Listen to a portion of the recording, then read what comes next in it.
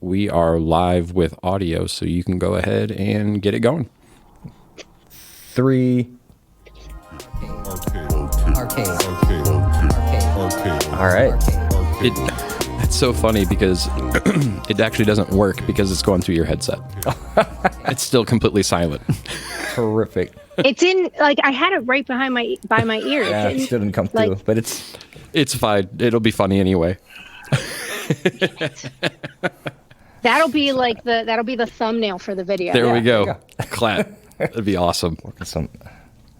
That's a gift for you right there. Thank you. Thank you. We appreciate it. Erica's stupidity. We got gold already. This is great. So, we'll just do the intro stuff later. We can just start off straight away. So, we like to start off the show generally with an origin story. So, Erica Schultz is with us today. And Erica, what is your origin story? I have an older brother who would have comics, and I would steal them. That's good origin story right there.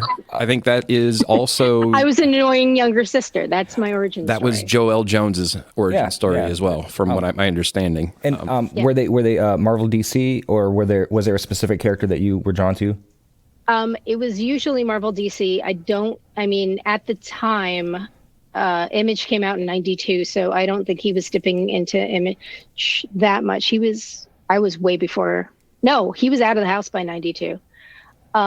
So I would say that it was, the Austin, Byrne, Claremont, and then into Lee, and some McFarlane Spidey, and Batman. I remember Death in the Family because I was watching Batman 66 when I would come back from school, and then seeing Death in the Family and being like, I don't get it. Robin was just on the TV. Yeah, and we've talked about that, how because I was watching the 66 when the 89 movie came out, and to me there was no difference. Like, it was Batman and it was Batman, no matter how far apart it was. But yeah. I was watching 66 before the movie came out, but I didn't feel like it was different. I totally could tell a difference. Like, I liked the darker, obviously the tone, and it was more mysterious to me as at the time 8-year-old.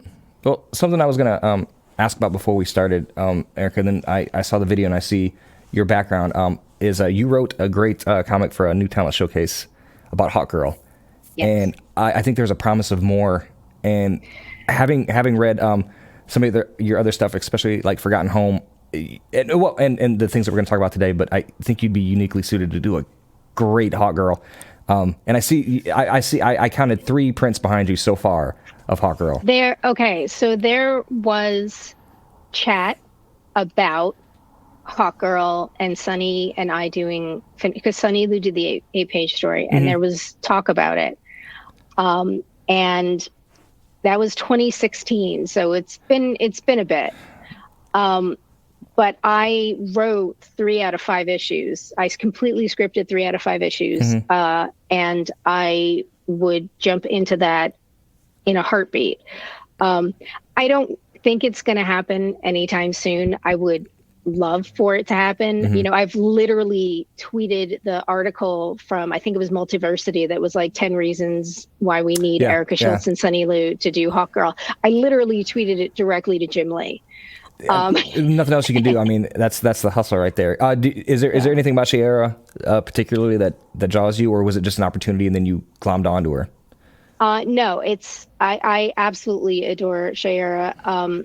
I think it's very interesting how, characters get retconned all the time, but I think it's really interesting that Gardner Fox did like the golden, the bronze, the silver, and the Bronze Age Shayera. Like, he was pretty much explaining everything and sort of retconning his own stuff. And between like whether, like, I don't think he introduced Kendra. I think that was after, but the idea of whether she was a space cop or whether she was born on Earth but had the whatchamacallit, the spirit of the Egyptian god, or what, she's been retconned, when she was in JSA. I never understood why she became like the JSA secretary. I mean, that was such garbage. Yes. But yeah, a I mean, race. I absolutely love Shayera. I have 3 prints. I have Oh, that's 2 right. pieces of original art. I've got a third piece of original art. I've got Oh, the wow. Shayera Funko Pop. I've got at least 3 different action figures of her. I've got like a bootleg Shayera Lego. Th- that's Um, that's terrific, yeah, and but also like what you said about Gardner Fox, she is a character that's like given, like, because of the nature of the character, given to her being retcon because of the yeah, reincarnation and and whatnot, or you could just be a Thanagarian cop, which is cool enough as it is. But yeah, once she was incorporated in the JSA with the stuff that Johns did on it, though, it was really, I don't know. It seems like for a new generation, she became like a mainstream, and then she was on Justice League. Yeah. Unless she's one of the yeah. which was For which was cool. for me, I think when Justice League and when X-Men Evolution came out, I was living on my own. Well, that's not true. I had a roommate, but I was out of the house. I was working, and I remember a friend of ours was staying with us because, long story short, he had roommate issues, so he ended up, leaving, and he's like, I can't deal with my roommate, so he was crashing with us for a bit.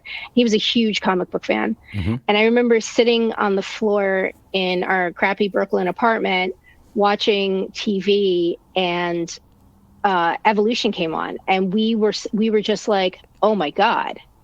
And it just reignited our love for comics. Same thing with Justice League. It just reignited our love for comics.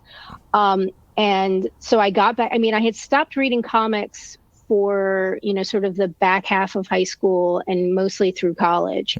And at the time, one of my very close friends who actually does a lot of the logo work, the Deadleist Bouquet logo, the Cristabel logo, a bunch of Forgotten Home logo, Kevin Maher, he in college, he was still reading comics. So he would sort of give me, the little updates. And at the time, it was, I was in college from September 95 to 99. So it was like Age of Apocalypse. It was when cable, was coming out, and I remember him explaining to me Nate Gray and everything. And I was like, well, how's he different from like Nathaniel Summers? Like, I mean, and, the whole Sinister thing and all that other stuff. So I ended up getting back into comics mostly because of, Evolution and Justice League show. And that's interesting because then you ended up working on the Astonishing X-Men animated. Yes. Yeah, which I thought was a great. That's another thing that brought a lot of people back into comics was the Morrison run, and then that was Joss Whedon. No, the Morrison and then the Whedon run following up on that. Yeah, because Morrison Cassidy came in Joss Whedon. 2000. Yeah, and that's what brought John Cassidy onto my radar too, and I'm eternally grateful. But yeah, that was awesome. Just as a little inside baseball stuff, coming back to the X-Men then was interesting because we were both there at the 91, 92 Zeitgeist, and then the comics were, one would say less than good for a few years, but I always thought that the Age of Apocalypse is one of the mid 2000 or mid 90s home runs. I love that. I'm still astounded also too as far as Apocalypse. We don't do a whole lot of spec stuff on here, but I'm still always astounded how reasonably priced getting an Apocalypse still is. Like, he's one of my favorite X-Men. Like, that was one of my favorite runs. Yeah, the first appearance, and how, I don't know, I feel like he doesn't get enough love is where I'm going with that. Like, I mean, I will say one thing. We have the 4-volume collections, the Age of Apocalypse collection 1 through 4. Yeah. And I will say that the best thing about that is that because there were so many crossovers with so many different titles, like Blink had a mini series, there's a bunch of one-shots. The way they have that paced, though, is that you go through it and it's the next book that would come. They don't do Age of Apocalypse, Prime, and then go through all of those and then go through Blink. So it's mapped. It is completely mapped the way out it should be. You that is already. Which I think is fantastic and makes it so much easier to read. Yeah, because that event was Sorry. I mean, it's all over the place. They had 12, literally 12 or 15 different books tying in, because you had X-Men, you had Uncanny, you had the Age of Apocalypse, that the Prime storyline, Right. you had a Blinkhead, you had Blink had a mini series, you had Cable. Yeah, I mean, it was all over the place. But they paced it out for you in those 4 volumes, because then I was like, oh, I'm going to do a big Apocalypse reread, and this is going to be such an insane thing. And then I was like, oh, wait. This is perfect. This is amazing. They do it for you, yeah. And because they had stopped the X-Men titles, just for the Age of Apocalypse. Also, just last thing to geek out, but my favorite part of that is the Rick Blaine angel neutral bar that he had. Heaven. It was such a great idea, and then at the end he finally has to get off the fence. But anyway, enough about Age of Apocalypse, unless you guys want to talk about it. Well, no, I was just going to use it as a segue. About tie-ins and whatnot. So you are currently writing Hallows Eve, and that's came out of the pages of, Amazing Spider-Man and the Dark Web stuff. So that's what the cover says. That's what the cover says, right? From the pages of Amazing Spider-Man. From the pages of Amazing Spider-Man.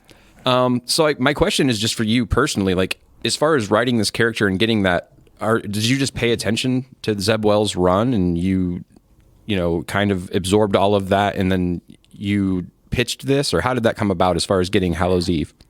The easy answer is about a week before New York Comic Con, I got a phone call from Nick Lowe saying, hey, I'd really like to work with you on something. We announced at San Diego this mini series for this character that's going to be branching out from the Dark Web crossover that we've been promoting. And we want to do a mini, and I think you'd be great for it. That's literally I got a phone call. I know, and I know that sounds so snobby, but it's the truth. No, I mean, and we've had that come up before when we've spoken to other creators, that sometimes it's just that, and sometimes that you've had this idea and you pitch it and you go through the work. So to the other piece of that though, did you at that point when you were approached, were you keeping up with Spider-Man, and were you already familiar? Or did you have to go do research at that point?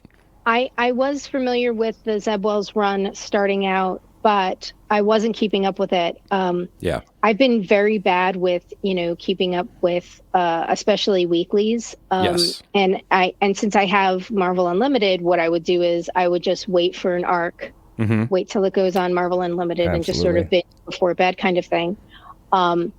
And that's where the Age of Apocalypse thing comes in, because I'm rereading Secret Invasion, and they have a reading list that you can go through. But when you finish one book, you can't automatically go to the next one on the list. You go to the next one in that series. And then you got to keep hitting back. I discovered that a few weeks ago when I tried to do the Avengers versus X-Men, the first one. And it does the same thing. It's you've got to find it yourself. It's all there, but you have to map it. They curate the list, but they don't give the workflow properly. Yeah, that's the most. And it's a little frustrating, but I'm like, okay, Secret Invasion. No, I want to do the Illuminati. No, and I got to, It's still better than what I was doing before those existed, and that is go to Wikipedia to see if somebody actually mapped it out, look for it, and then pull the floppies out. Right? I mean, it's still better than that. So. I'm sorry, I keep blowing my nose. It's just the weather's changing, so. Oh, you're fine. I probably have to dust my office. It's that time. About Hallows Eve's. So I was reading the Zeb Wells run, and I love her design. I think it's great. How much leeway did you have, her masks, each one giving her a different power, a new thing? Was that something from you, or was it already established? I don't quite remember. So it was. So I was brought on way before ASM 14, which was the first appearance of Janine as this character, because Janine, it was a John Romita Jr. and James DeMatteis series, the Clone Conspiracy stuff back in 95, 96. And that's where she was originally introduced as Janine Godby. So I was given some PDFs that were in production. So it wasn't, dialogue wasn't 100%, art was still inks, sometimes pencils, to sort of read up. But she, I want to say was it Ed McGuinness who did the design of her? I think it was. I believe so. Yeah. They had already had a design when they announced it at San Diego. So the sort of, hobgoblin-esque design, the satchel and the masks was something that was already set. The masks themselves, though, there was some leeway with that, because there were certain masks that we knew were going to come into play in not only tie-ins, because like Venom 14, I think is one of the dark web tie-ins that she's in. There's an X-Men. I forget which one was it. Is it X-Men Red? Maybe. X-Men Dark Web. It was just called X-Men Dark Web. It was its own, like they had the one shots that tied in that were with it. It was contained within the storyline, and they just picked those books. And I think there were one shots just tying in, kind of like what they're doing with what they did with Murder World and all the other stuff. But it was kind of set up like that. Well, I mean, either way, there were certain masks that she used in those particular books that I wrote down. Okay, these are the types of masks. But then others were a little less. They were a little less tangible. They were a little less set in stone. I mean, there had been art out that had specific kinds of masks in the art, but nobody really knew what these masks did. It was more of just like an aesthetic choice. So we just sort of like, kicked around some ideas, and I made like a list of possible masks. And some of them were just like absolutely ridiculous. And like, this is like a useless, like this is the most useless power ever. But I mean, it was kind of funny at the same time, like, the idea of like a pirate mask and like, so you've got like a cutlass and you're and, but maybe you have a peg leg, that kind of thing. So you did have some leeway, some creative leeway as to what the masks were. Okay. And I will say on a subconscious level, I'm pretty sure I always wanted to see a werewolf rob a bank. That's why I was going to ask that. It wasn't until one Miss Erica Schultz came along and showed us. Yes, it was had a werewolf rob a bank. Awesome as you think it was. I'm going to be completely honest. I read a lot of comics, and I was not expecting a werewolf mask to come out. Like I was like, oh, these are a cool bag of tricks, and she's like, haha, werewolf, and I'm like, what? It was awesome. No. It was awesome.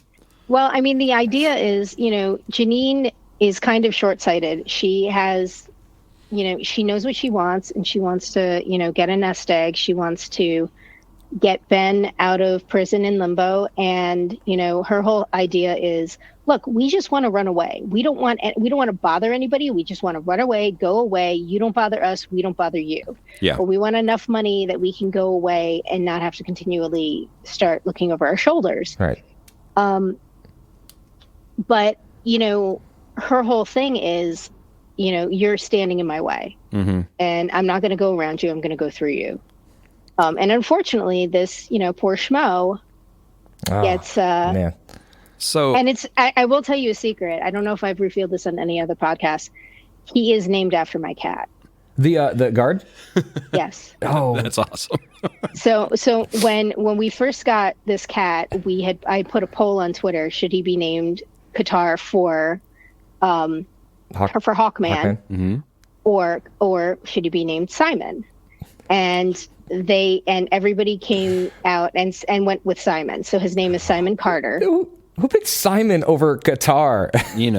That's. I'm just telling you. What if it was like your son, and when he was like 12, you told him that? Like, I could have been named Qatar. I feel when you actually present polls like that, people pick the choice that you obviously didn't want 10 times out of 10. Well, like I mean, when it's something not a matter becomes of Bodie McBoatface, and things like that, true. So, I mean, I just think people are like, well, there's obviously an angle here. I'm going to go with. I feel bad for Simon.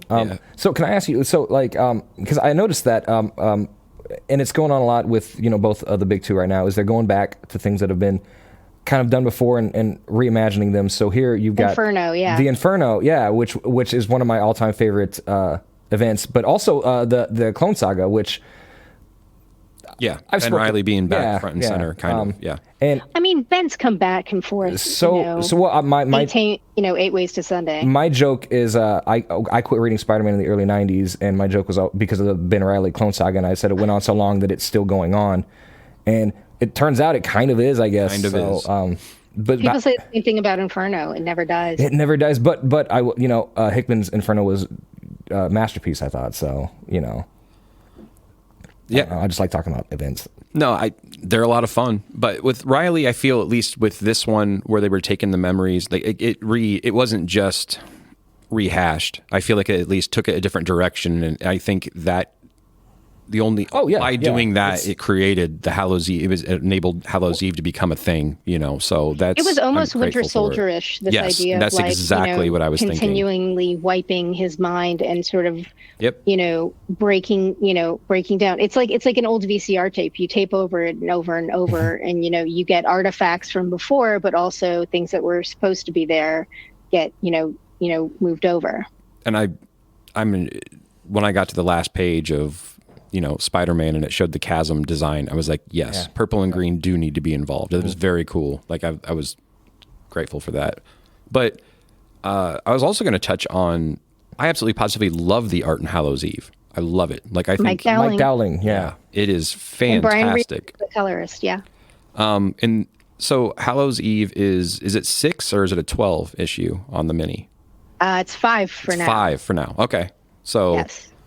We got our second prints in today for sale next week, which is which is the one of the splash pages from issue 1. Yep. Redone, yeah.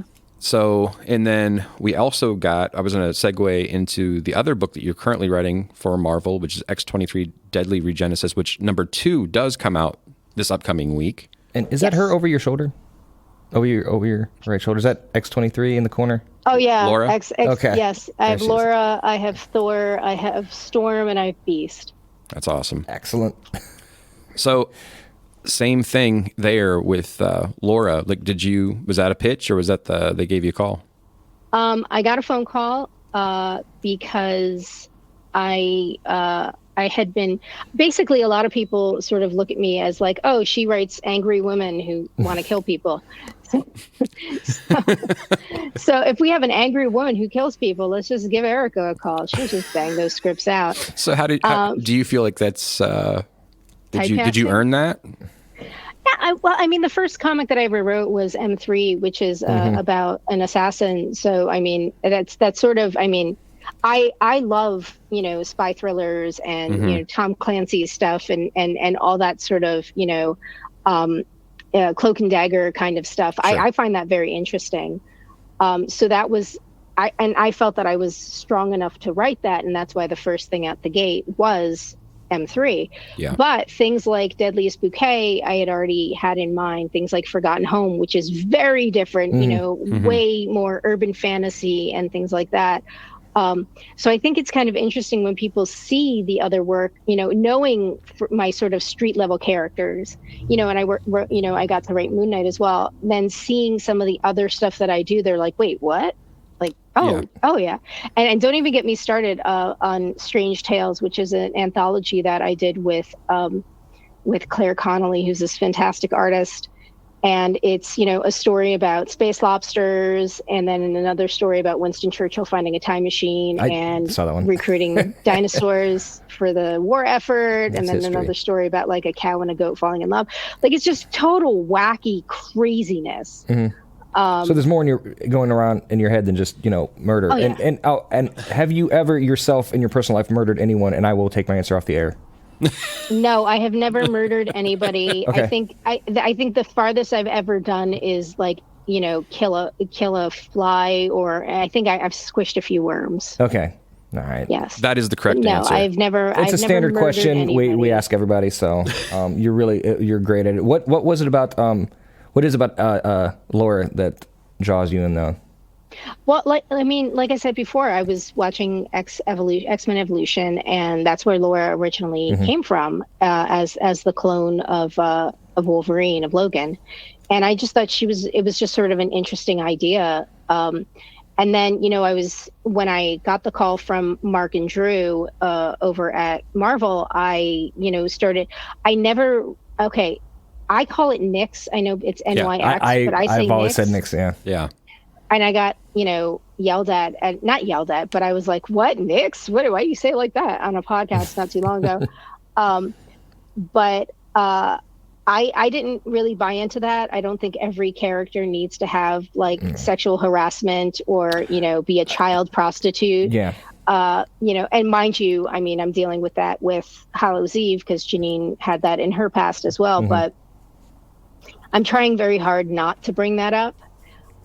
So I sort of just we don't talk about that. I mean, there are flashbacks with Caden.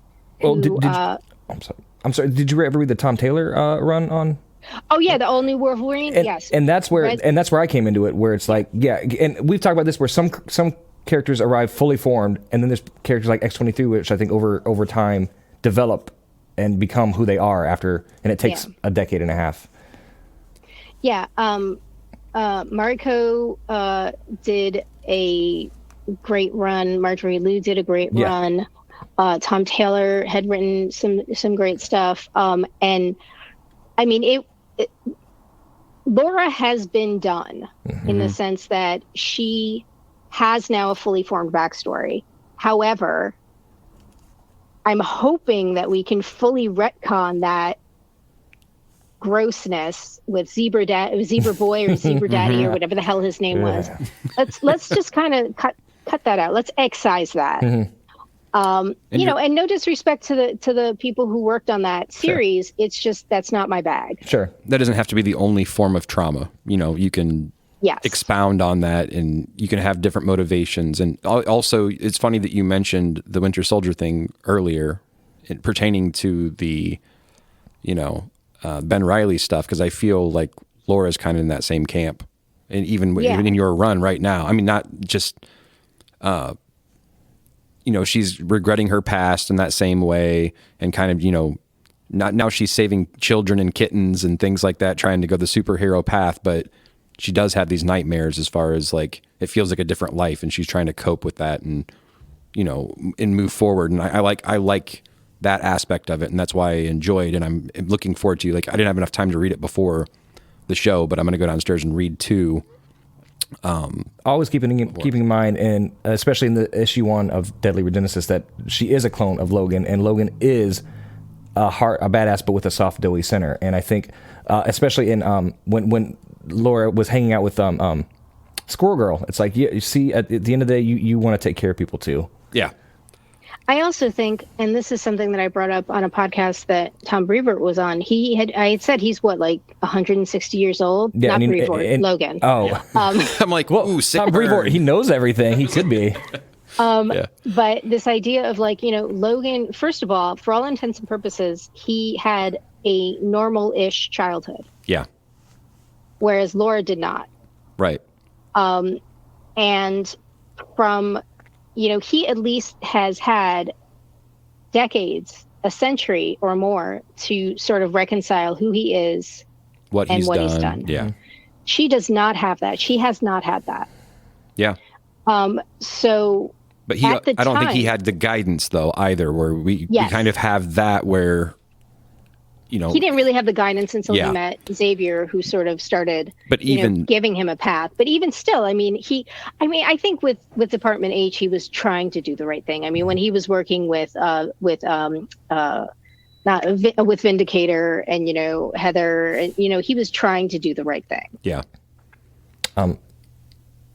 With I was going to ask this earlier. With working on an X character now, how hardcore is X-Men editorial?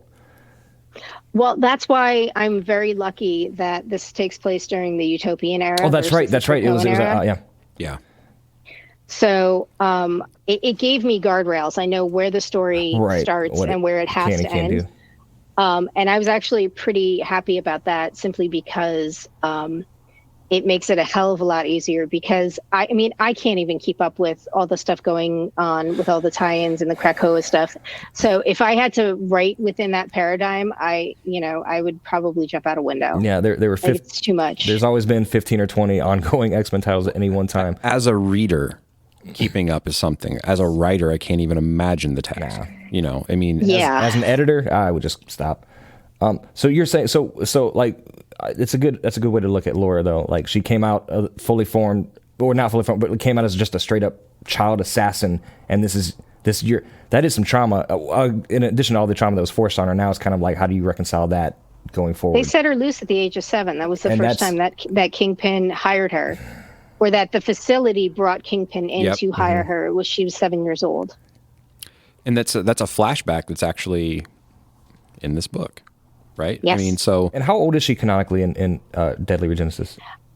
She is right now, I believe she is 21 or 22. And in Deadly Regenesis, I believe she is 16 or 17. See, and that's between 16 and 17. And that's just a hard enough age anyway, just to trying to find who you are, let alone. But I was gonna say in there, I love the little touches as far as like the inner monologue, as far as like she's sitting there on the ambulance and the camera's in her face, and you know she's thinking, you know, you could tell that relationship means a lot to her with Logan, because she's sitting there thinking like, oh, he's been through media training and I haven't, and he still doesn't even handle it well. You know, it's like that cool. It's written in a way where on the good Batman books where you hear the inner monologue of like Robin thinking about Bruce and the teachings and the mentorship and things like that, like the Black Mirror run in specifically when he actually puts on the suit. Like I love when you have those relationships and you actually, you know, I love people that pay attention to those relationships, and I think they understand what those relationships mean. And that spoke to me as far as the dialogue in Regenesis, because I think you do understand that relationship just by the way you've written it. So I thank you for that. You know, whether I'm familiar with a character or not, when I get assigned a character, I try and care as much about them as possible, because my whole thing is I treat every story arc I'm given as they're never going to let me write this again. Right. Like, you know, and maybe that's imposter syndrome coming out, but I'm like, they're never going to let me write this again. So, I mean, I did a 10-page Moon Knight story last year. For Black, White, and for Red? Black, White, and Blood. Blood. For Black, White, and Blood number 3. Mm-hmm. And, excuse me. And I was like, I got to shoot my shot, because they're never going to let me write Moon Knight ever again. And I always had an affinity for Jake, because my dad worked as a cabbie in New York City. So for me, Jake was always like, that was always like a little piece of my heart. That's cool. And so I got to work with David Lopez. I mean, hello. David Lopez. And I wanted to do something fun, but especially when you're doing these like anthologies and stuff, they want a story to be perennial. They want something that's not going to upend continuity and everything. So I wanted to do something fun, but also something that would be fun for David to draw, and something fun that would, you know, that would be fun for me to write. And I think we did a pretty good job on that.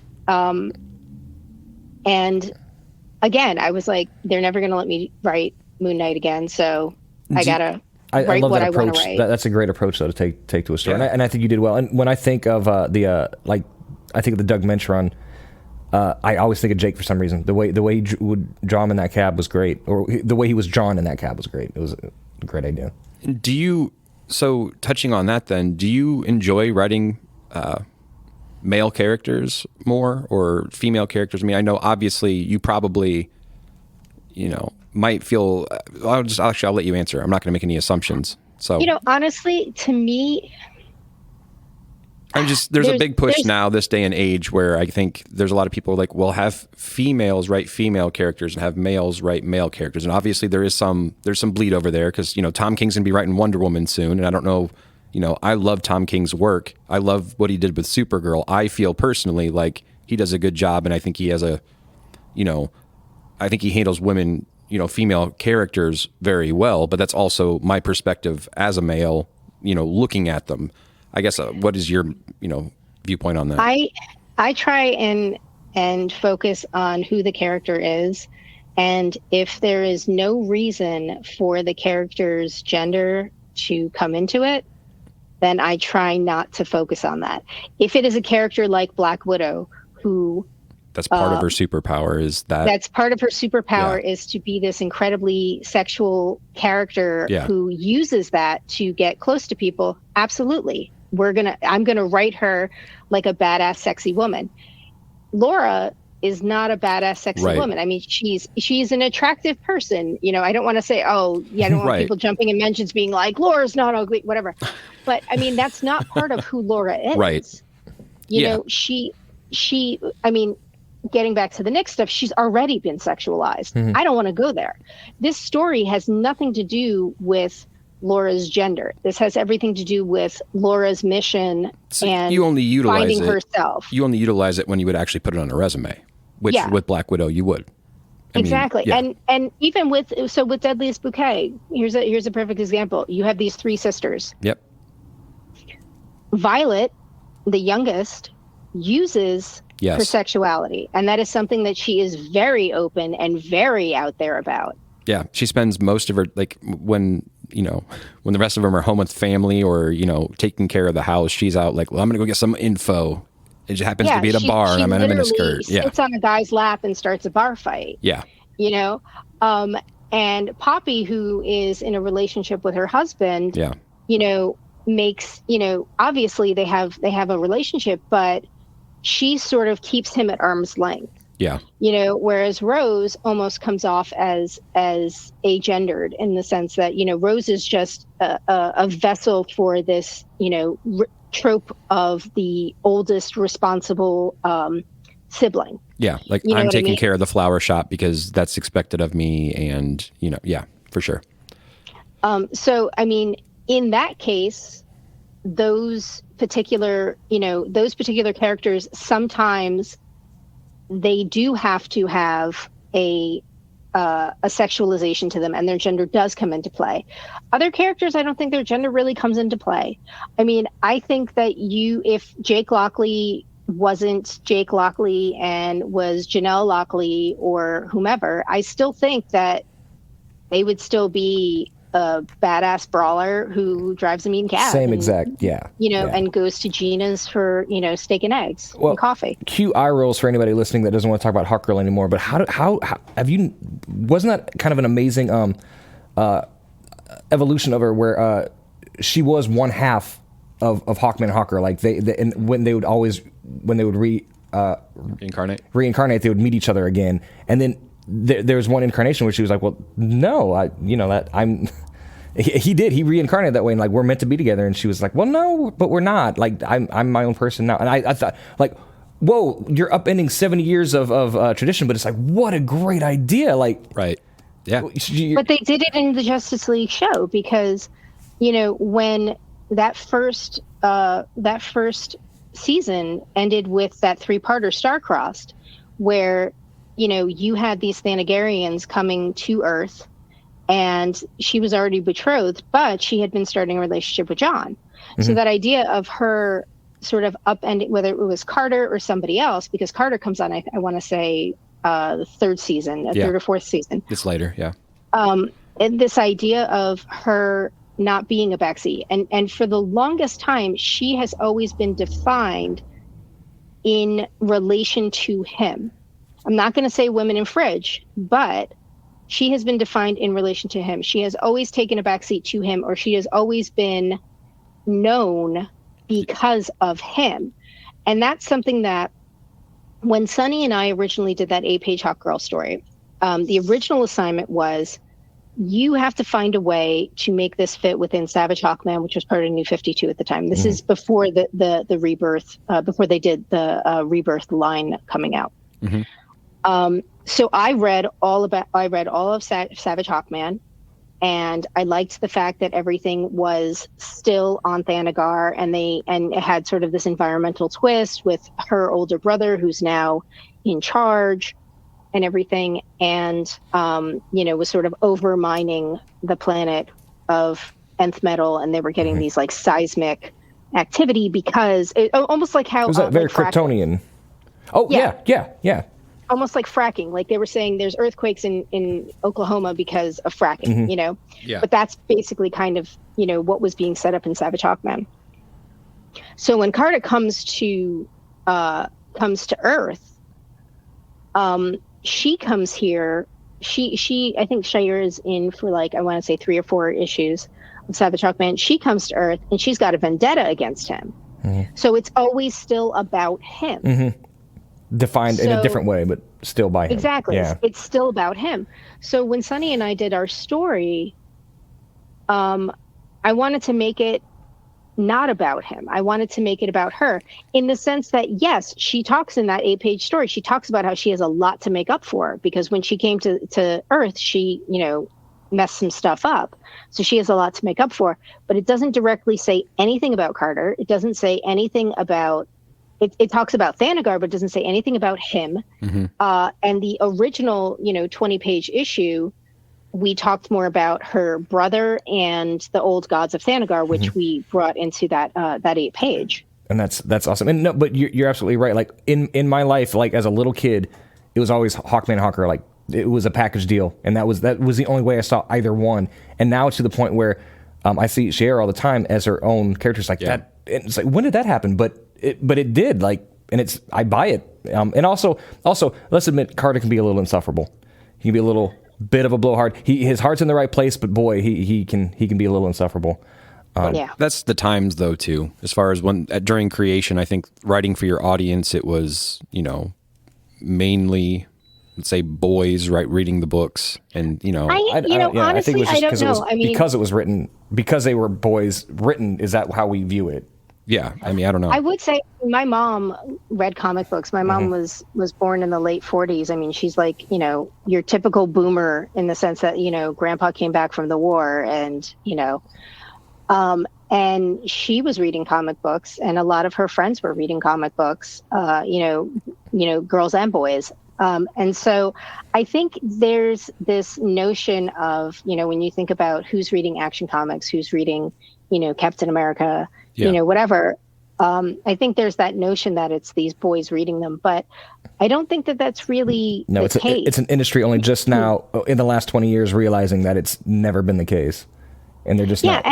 And they've done surveys and things like that about women read plenty of comics. They just might not be reading the superhero comics because women are reading manga, women are reading romance comics, women are reading all these other comics, and not just women. It's a matter of like non-binary, non-gender people are it's not just that male female kind of thing. And you look at, the primary people reading web comics like Tapas or Webtoon and things like that are not your typical cisgender white males. You're right. There are, it is way more in, the non-binary spectrum, if people identify as female versus, your typical white dude showing up at a comic shop, the Wednesday Warrior kind of thing. And that with the Webtoon and the webcomics is a great new frontier for new voices and for new types of comics and new types of readers. Like, it's a great way to bring people into the medium. Not to get way off topic, but I just discovered Lore Olympus for the first time, and I feel like I'm just now catching up with a boat that's taken off without me. But yeah, that's awesome. Can I go back to some Golden Age stuff that you touched on? Sure. You did the Swords of Sorrow, some stuff for that for Dynamite. Yes. And you got to write characters like Kato and Black Sparrow, Masquerade, and Masquerade, and Lady Zoro.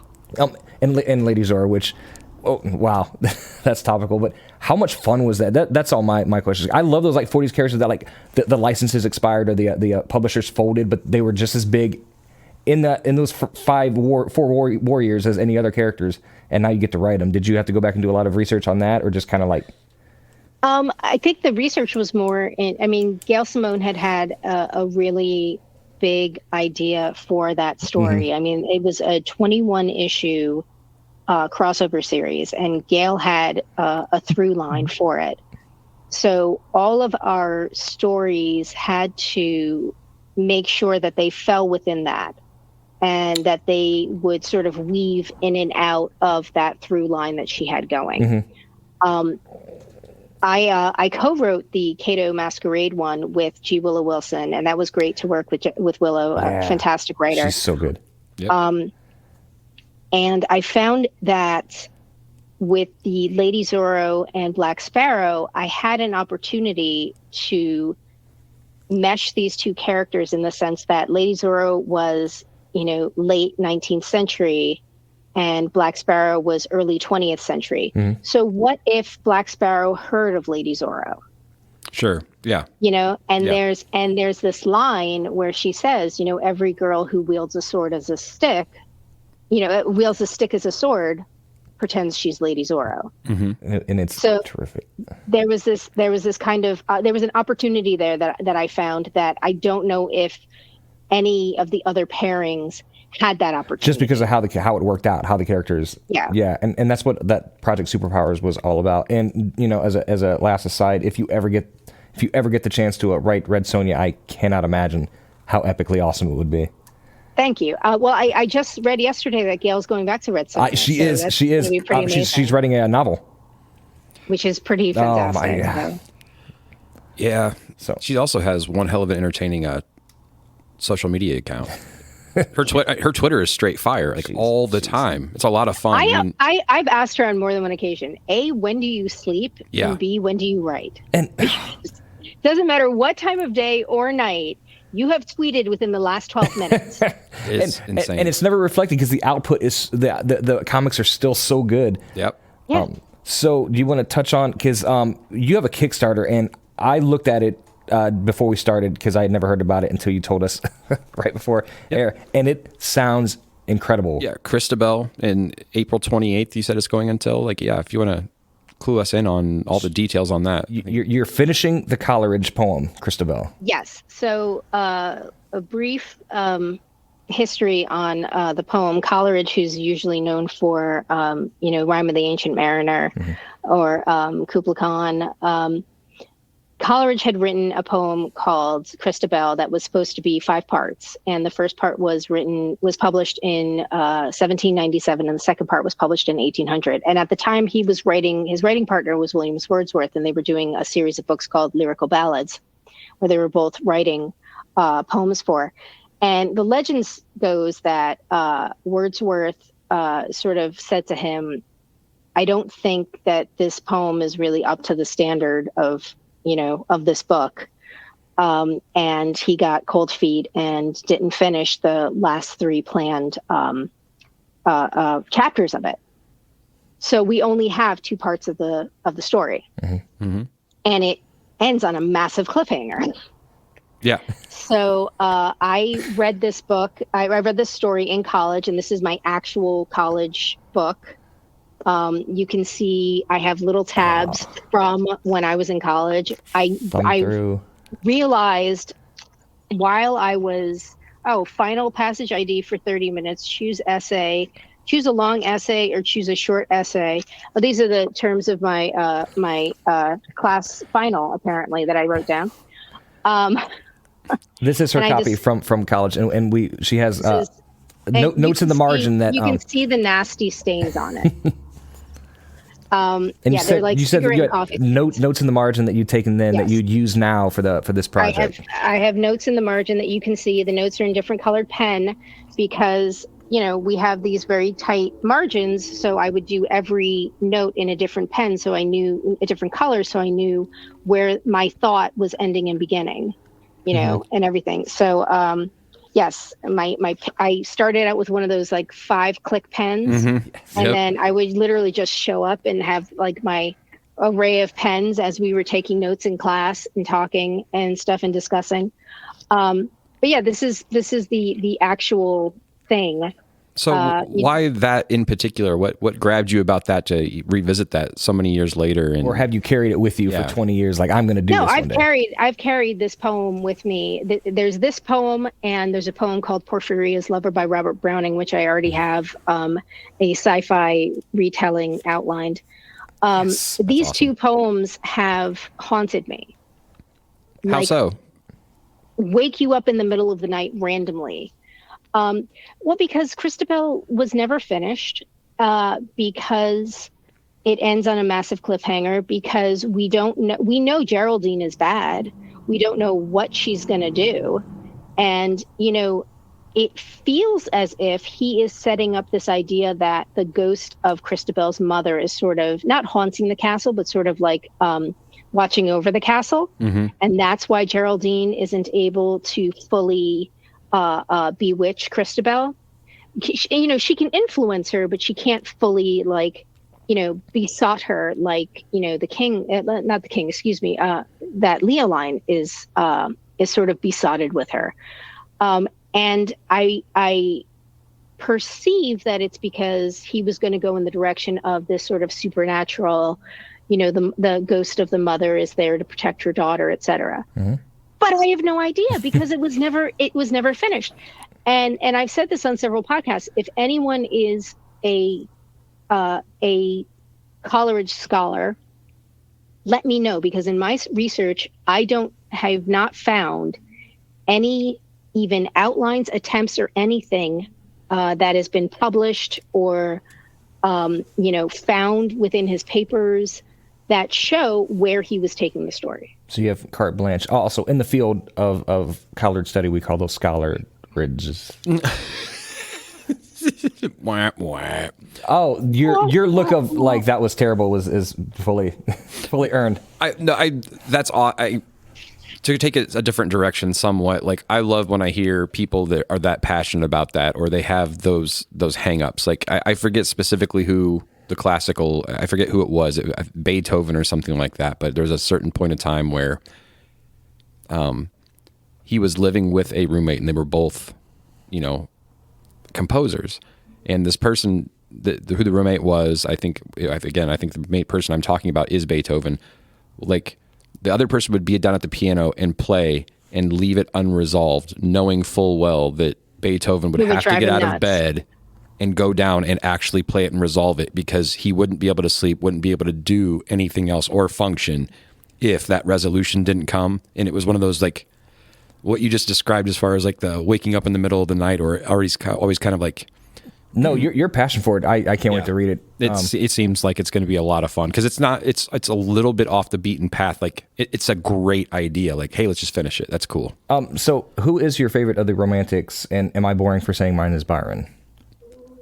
You're not boring for saying yours is Byron. I mean, I go OG William Blake. Ooh, yeah. Okay. Because he's considered the father of romantic poetry. My major was English literature, but my concentration was early British romantic poets. Okay. So I mean, Songs of Innocence and Songs of Experience are just the juxtaposition. I mean, especially if you look at something like Chimney Sweep, you read the two of them and you have this. In Songs of Innocence, you have this bonny little kid, bouncing up and down, like very like Mary Poppins. Mm-hmm. And in Songs of Experience, you have a 12-year-old literally dying of black lung. Mm-hmm. You know what I mean? Like, and then you look at The Tiger and the Lamb, and I mean, there's an image that Blake, I think it was Blake himself who painted, of the tiger, and it looks like a stuffed animal. Like, tiger, tiger, burning bright in the forest of the night, what a mortal hand or eye could frame thy fearful symmetry. And you're thinking of this like fierce thing, but then you see this image next to it, and it's like, it looks like the early images of like Tigger when, from the old Pooh. Mm-hmm. And it's just like that sort of dichotomy, that like juxtaposition that I don't know if you would consider it like dissonance or whatever, but that like, just hitting the wrong note on purpose. Mm-hmm. But also messes with you, but it still works. It's a wonderful, to bring it great take. Through though too as well is that's very, very comic books. Because if you take the words out, you can totally interpret something completely different until you have that matched up image. And sometimes it is more visceral, or it gets the point across when the pictures completely don't match, or and that's the fun part as compared to prose. As far as and we've talked about it before, like my wife doesn't get as much into comic books because I think she really enjoys the creating her own pictures aspect of reading in the worlds, and because of that, comic books kind of do the work for her, so she's not as into it. And I understand that, and I feel the same way about certain books, but comic books as a medium, sometimes it's absolutely necessary to have those pictures in somebody else's vision, because it's something that I still would have never have interpreted that way. That's where the art and the artist comes in, as far as the pictures on page, or that relationship between the artist and the writer. And that happens all the time when I hand in a script. Yeah. I worked in a studio. When I worked on Astonishing X-Men, and I worked on a bunch of other books and stuff, and I've done inking and color assists and stuff. And I worked in a studio and I did background art. And very rarely do I feel like I want to stay in my lane. If I'm the writer on this, I'm staying in my lane. Mm-hmm. But I will ask an artist, I will say, like, do you mind if I do thumbnails? Mm-hmm. Honestly, and I'll say, take them with a grain of salt. And, you know, one of the biggest compliments that I've ever gotten from an artist, especially Edgar Salazar, who is the artist on X-23. Yeah. Mm-hmm. I met him at San Diego Comic-Con last year. And he said to me, he goes, you have an art background. And I was like, well, you know, I worked at because I don't consider myself an artist. I worked at a studio, but I don't really consider myself an artist. And I was like, yeah, well, you know, I worked at a studio. He goes, no, I can tell. He's like, I can tell the way you write. And I was like, oh. And I was like, thank you. That's a compliment. And I said, you know, and we had only been like, I think 2 issues. And I said, I always ask, I was like, would you mind if I thumbnailed anything out? Like if there was something that I was having trouble, explaining, or, you know, I was having trouble articulating. And he goes, send me thumbs, that's fine. And I said, you don't have to use them. He goes, oh no. He goes, if anything, it shows him of a different way to do it. Right. You know, and it gives him an A/B comparison, because ultimately at the end of the day, he has to be the one that puts the pictures on page. When you're writing a comic script, do you write? Are you writing for the page, for the layout, for the flow from panel to panel? Do you think that comes through? Is that what he's? Honestly, I don't know what he was thinking about, but I think I tend to write very visually. Mm-hmm. I put tons of reference in there, especially if it is a character who is, you know, like the Jake Lockley, you know, Jake has a very specific aesthetic. Mm-hmm. So, and we were writing this, and yes, it was technically considered a perennial story, but Jake will always look a certain way. Yeah. Right. So, you know, and I'll be like, here's as much reference as I can give you of Jake's cab, of it was a specific street corner that the robbers were picked up at. You know, this is the specific map to Coney Island. And that's all in the script. And that's all in the script, awesome. either in screenshots that are, you know, visuals immediately there, or I have them in links, hot links for people to go to. And that's the thing. It's so awesome as far as people, like, that's where I would have, and I've always been curious about that, as far as like, do you have to have a pipeline into New York City to write Daredevil, to write Spider-Man, to write, you know what I mean? Like, I feel like if I were to do so, right, but you obviously also understand, like, I mean, is that all, do you still have to research that stuff? I mean, given I'm from the Midwest, and I wouldn't have to look up the street names in my hometown, but there would not be a superhero there, you know? So okay, so I'll let you in on a little secret. X-23 takes place in Minneapolis. I've never been to Minneapolis in my entire life. I've never even been to the state of Minnesota. Okay, I have. I'm just the airport though. So, but so Deadleist Bouquet takes place in North Jersey. I grew up in North Jersey, but Forgotten Home takes place in Montana. I've never been in Montana. Okay. I could barely find Montana on a map. Okay. But, you know, it is easier for me living and growing up in and around New York City. It's easier for me to do the New York City heroes simply because I literally know the places that they're talking about. Sure. In the Daredevil story that I wrote, there was a scene that they ended up taking out, which killed me because it was like the most New York of New York jokes. What was it? Where Matt, it was the only time that he appears as Matt in the entire book, where Matt is walking through Washington Square Park, and Misty and her partner are there sitting on a bench going over the case, and they're eating hot dogs. And Matt comes by and they have a conversation, and he says, and he sort of sniffs the air and he says, Gray's papaya? And they go, yeah. And he goes, Papaya King's better. And he walks away. And nobody's going to understand. How could they lose that? But because they needed more real estate on the fight scene. But unless you've been to New York and you know the history of Gray's Papaya versus Papaya King, that joke would not hit. But when I tell that story to my friends who are all from New York, they're just like, shit. Excuse me. But, you know, like, fine. They're just like, oh my God, that would have been amazing. And I'm like, yeah, well, you know. I could have missed a few kicks to have that panel in. But it's also, that's a great distillation of Matt too. That is. But it's also, that's one of those things where it's just fine that the people that do get it and understand that's the joke, but also as like a reader from like where like, I wouldn't have gotten that, but that still would have been Matt to be like, well, I would have just read it as he's just giving his opinion. You'd have seen it as a uniquely New York thing that you don't get. Like, wow, this is for the real. These are for the guys living in Hell's Kitchen. That's awesome. I think I can recognize that I don't understand the joke. Which is fine. That's awesome. Yeah, but you can honestly, if you just Wikipedia Grace Papaya, and you do it, and you find out about like the literal feud between the two of them, like you would get the joke. And then you'd grin to yourself like an idiot because it was awesome. Yeah, you're like, I got that. That's awesome. Speaking of grinning like an idiot, can I just ask you, since we have you here, do you have a favorite DC character and a favorite Marvel character? I'm sorry, I just my favorite DC character, you already called her out. Yes, that's awesome. Okay. My favorite Marvel character is a little more complex, because I do love Rogue and I love Gambit. We actually on my wedding cake we had Rogue and Gambit action figures. That was our wedding cake topper. That's awesome. And I love Winter Soldier. I think I have my Winter Soldier wall in front of me, so you can see my Hawk Girls behind me, but my Winter Soldier is in front of me.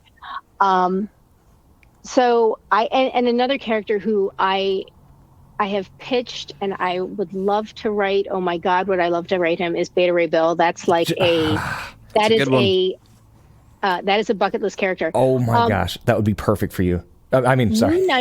Moon Knight is a bucket list character that I was very lucky to have written. That's my Moon Knight walls over there that you can't see. But I would say probably if I had to pick one favorite character, I would pick Rogue. Rogue? That'd be... So we've encountered this a few times. We've, spoken at cons and people in, just in general, speaking to creatives, like we've yet to encounter one that's just not a huge fan, like, and just loves the medium and grew up reading it. Do you happen, you don't have to, I'm not trying to like get you to out anybody, whatever, but do you know people that write where it's just a job? Because we haven't met those yet. And it's so amazingly awesome. Not since the 50s, hopefully. Right. Yeah. Yeah. You would hope. I'll be the first person to admit that I am not up on the Krakoa stuff, and I am not up on the most recent of recent comics. So I'm probably between 6 months to a year behind a lot of stuff. And I haven't read a lot of DC lately either, because most of the reading that I'm doing is research for stuff that I'm writing. Right. In terms of not reading comics, I don't know if it's a matter of they don't read comics because they don't like them, or they don't read comics because they don't want influenced. I don't even know about the influence, because there's literally only 7 stories in the entire world. Right. Sure. I get that. So there's only 7 stories, and everything that you do is a riff on one of those 7 stories. So unless you're Aristotle, you're writing anything original. You're not breaking any new ground. So, but I feel like comic book artists and writers, they have a love of comic books, and they are well read. And you say that you're 6 months behind, but okay, so you're familiar with the other 79 and a half years. That's still a pretty decent amount of knowledge. But I find like for television shows and things like that, I'm not going to pick on it, but for She-Hulk, for example, for this season, I feel like, so Zeb Wells did write one episode, and that personally was my favorite. And the rest of them, I feel like you could tell that they were writing a show and they didn't really know. And I feel like television goes more that direction. Like they use people that aren't fans of the medium. They're just writers, as compared to comic books, where I feel like you have to love it. And is that because of continuity, or because you just loving it, you write differently? I'm going to be totally frank. A lot. It comes down to you. This is an insane job to have if you don't love it. It does not pay you that well. It does. I am a full-time freelancer, which means that I am either writing or researching or coloring or lettering or editing comics, and that's how I pay my bills. So I have to love this job. And I've said at conventions, I've said to people, if you want to be If you want to write comics or draw comics, write comics and draw comics. If you want to do this as a career and this be your sole, if, you know, this not be your side hustle, you don't have a day job that pays for everything and you're doing this on the side for fun. If this is your career, which it is mine, you have to love the medium more than sex, drugs, rock and roll, air, birthday parties, everything. You have to love it more than anything, because there is nothing in this medium that a sane person would say makes it worth it. I'm going to be, I mean, and No, I'm that's being totally, and I said before, I'm a cynic, and I'm the first person to admit I'm a hopeful misanthrope. But that is the truth. I mean, when you literally break it down, when you literally sit there and you break down not just the finances, but the time. I mean, Danny Lore said it the other day. Danny Lore is a fantastic writer. They're writing Daughter of Blade right now for Marvel. They said it the other day, like, if you break down the time that you spend at a convention and you broke that down to an hourly wage, I responded and I said I should go back to working at the Gap in the 90s. Jeez. Because I would be making more money that way. Yeah. You know, the amount of time and effort, and not just physical time, like emotional time. Like, I can write for 12 straight hours at my desk and then get up and fall down because my legs are like, oh, I'm sorry, you haven't used us in 12 hours. Right. Or I could turn around and sit at my desk for 12 straight hours and not write one damn word because my brain just isn't there. Yeah. And because there's also the time thinking up the stories and working them out. Yeah. Well, all the research time, that's not counting. I mean, they don't count.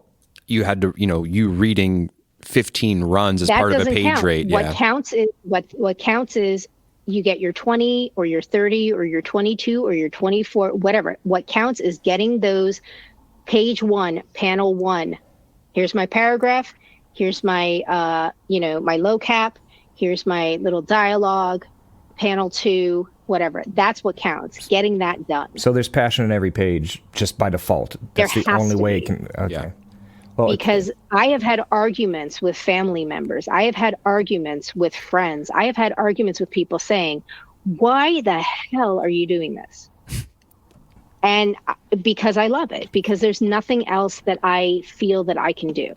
So that's Because if I bitch about something, they'll remind me, you decided to do this. and This was your choice. not to be a psychophant, but it does come through on your pages. It really does. The Hallows Eve. I hope so. Yeah, I mean, that passion's there. And so I guess keeping on with this, like who was it that encouraged you? I mean, or have you to do that and to pursue that dream? Has it always been, obviously you have to be a self-starter and you have to be, obviously keep yourself on task and stuff like that. But I mean, you said you're married now. I assume your husband's supportive of it, but like who throughout your life, who was like, you are good at this, you should continue with this? Like, who was your support system? Nobody's ever told me I was good at it. No, come on. And even if they did, I wouldn't believe them. I will tell you that there is, how everybody talks about how there's 2 wolves inside of you. In every creator, I think there's 2 types of creators. There's those who admit to having imposter syndrome and those who lie and say they don't have it. Sure. Because I will vacillate between, this is really, really good, and oh my God, how can you even imagine that you could possibly be qualified to do this? And that will be a vacillation between. And it has nothing to do with the work, I'm sure. It's your attitude. It has absolutely nothing to do with work. And a lot of times it comes down to this idea of, here's a case in point, which I think is very funny. So my husband is in film and television, and we are both in the visual medium of storytelling and such, and we have a lot in common. I think that's one of the reasons why we've been together 20 plus years. And we were watching a show, and I'm not going to say which show, but I was a little underwhelmed by a particular episode. Well, I've been underwhelmed by the entire season. Let us guess. No, I'm just kidding. No, I'm just kidding. I'm not. Look, making anything and putting it out there is a lot of work. I 100%, like we have a book club and things like that, and we will like rate books, and I hate point systems because I, as somebody who's never put anything out there as far as writing a book, like people want me to, I don't feel like I can honestly ever do it, because I think everything starts as you will automatically have a 3 because I haven't written anything and you have, right? And then I work my point system from there. So I'm really weird. Like, 3 out of 5 or 3 out of 10? 3 out of 10. I'm still, some of it, but so that's just, it's a mental block for me because I've wanted to write, and I do appreciate that, to where the fact that either you put all the work in yourself and you self-publish, or somebody else finds value in that, or, whether it be because they think they can market it, whatever else, that still counts. Getting to that point for me is automatic points. And I have the utmost respect for anybody that puts that out there, because it goes beyond what you think about it and you give it out to the world. It could be misinterpreted to where, this day and age where it spreads like wildfire and gets you in trouble. It could be misinterpreted where people just completely missed the boat, and you wrote something incredibly deep, or you felt that it was, but then you have to question if it was written well because they just didn't get it or pick up on it. Like, all of that stuff for a single paragraph, it blows my mind. Like, I enjoy that aspect of it. And Shane and I both, I think, read the words, but we also read beyond it. And it's like, and that comes through experience reading. Like, you've read superhero, capes books, but then you also read independent books where there was not a single superhero in it, and it's just a story, a lot of time in the movie medium and just absorbing a lot of art, where you can kind of, and like you said, I mean, you hit the nail on the head. There's 7 stories, right? But you can see the gifts as far as taking one of those and how it's executed. I don't even know where I'm going to go with this. Hopefully I will land on a question, but well, I mean, what I was saying was that, I'll say to my husband, like, I would have done this differently, or I would have done that differently, or I would have done the next thing. And then I stop myself and I think, well, who the hell do you think you are to start questioning the choices that the director made, or the casting director made, or that, the actor made, and they use the editor made, and they use that particular take or whatever. And part of me is just like, who the hell do you think you are doing that? And then another part of me is like, you're a professional writer. You have every right to do that. A professional fan does that as well. And I feel like everybody is entitled, because it still is creativity. It is your idea or the direction you would take. And I think that's all part of the interaction. That's what makes it fun. Like, that's why I don't get really... Until it gets toxic. Right. Sure. I mean, absolutely. It can be taken too far, but I think that's the reason why we still do it. We sit around the shop all the time just coming up with our own like, you would think that you're like, well, there's nothing to be done with Batman or Spider-Man, but there's still one of those 7 stories, a variation on it that can be done. And that is half the fun. And then reading somebody else that, like, actually, two people who have, wanted to write a book, you get to read all the people that have actually done it, and it's inspiring and it's cool. I mean, it's just a lot of fun. So, I mean, we get the imposter syndrome stuff for sure, but actually having to deal with it being published, I imagine, is 10 times like, yeah, it's got to be rough. Well, you put it out there in the world, and you have to, I mean, I try not to read any reviews or anything like that, simply because I don't want to curl up into a ball under my desk. But you put it out into the world, and you just say, I did the best that I could, and hopefully that was enough. I know that with some characters, some characters are so near and dear to people's hearts that no matter what you do, it's not going to hit with them. No matter what you do, it's not going to be right, because they have fan cast their own stuff. They have written their own fanfic, and they have their own headcanon that even if you wrote it exactly the way they would want it to be written, it still wouldn't be good enough, because they themselves were going to write it. And the one thing that I kind of, puff my chest out about is when somebody says, oh, well, I could have written it better, but you didn't. Right. that's where I'm saying that's where my point You know? system comes into play. Yeah, but you didn't, right? So just the simple act, and it's not simple at all, but the act of putting it out there is important. There was an NPR article, I want to say it was NPR Money, a couple of years ago, where they had put out a comic, and I think they did it through Kickstarter or Indiegogo or whatever, but they ate crow, and I was very surprised that they admitted that they thought that the process was going to be much easier than it was, that the process was going to be much more streamlined than it was. And they turned around and said, wow, this was a Herculean effort that we could not have even fathomed. We just thought, we're just going to throw together a comic. Were they referring to getting all the different creatives together along with the printing process and all of that? Or they were referring to everything. Like, hey, we're NPR, it's just going to sell because we already have a brand, like that kind of stuff? Or it was basically, we're real journalists. We're real writers. We know how to do it, kind of thing. Wow. And then, and I've experienced this myself. I mean, I was on a panel years ago, and everybody on the panel was a novelist. Mm-hmm. And I'm not exaggerating. First of all, there were too many people on this panel. There was like 6 or 7 people on this panel, which there shouldn't have been. That's way too many. Yeah. But they're all sitting down, and they were waiting for another panelist who was this big named person who I don't really read novels, so I don't know who this person was. Mm-hmm. But as I was getting up on stage and introducing myself, I get to what would have been an empty seat, and the guy says to me, "Oh no, sit at the end. This is for so and so." So for the first few minutes of the panel, it was a weird empty space there instead you of... have the wide shot, because because the photos are always taken from all the way in the back. You have the wide shot, and it is like 5 people, an empty seat, and then me.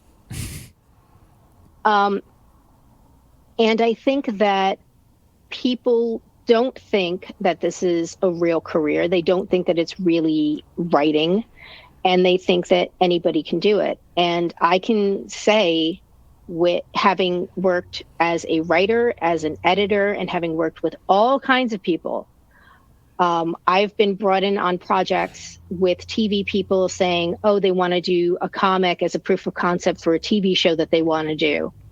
And I will explain the process to them. Mm-hmm. And they will tell me that's not how it goes. And then I usually leave the project, gather my kill fee, leave the project, and then I never see that comic ever come out. Mm-hmm. Or TV people or movie people thinking that a film and a television show are made in the edit room. You shoot all this footage, all this coverage, and then you piece together the story. That's not how a comic is made.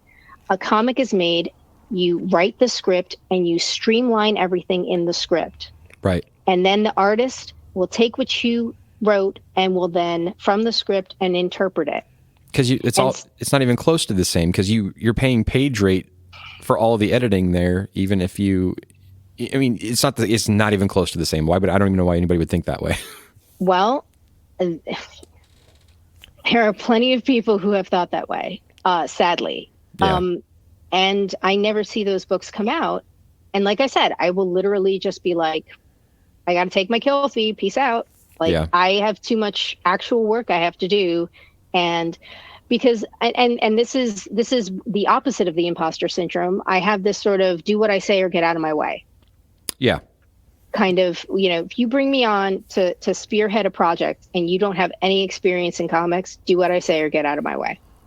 Right. Because what's the classic, that's the ask hole, right? Is what they're called. It's like where, you ask, 2 different things and you give your opinion as the expert, but they still don't take it. You're like, we're wasting time. Yeah.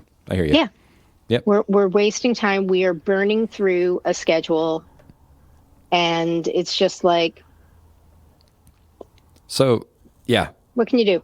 Do you feel that way about your stories themselves too? Once you've locked onto something, and you have a story to tell, is it like, okay, I'll take feedback, but this is where I want to get and how I want to get there?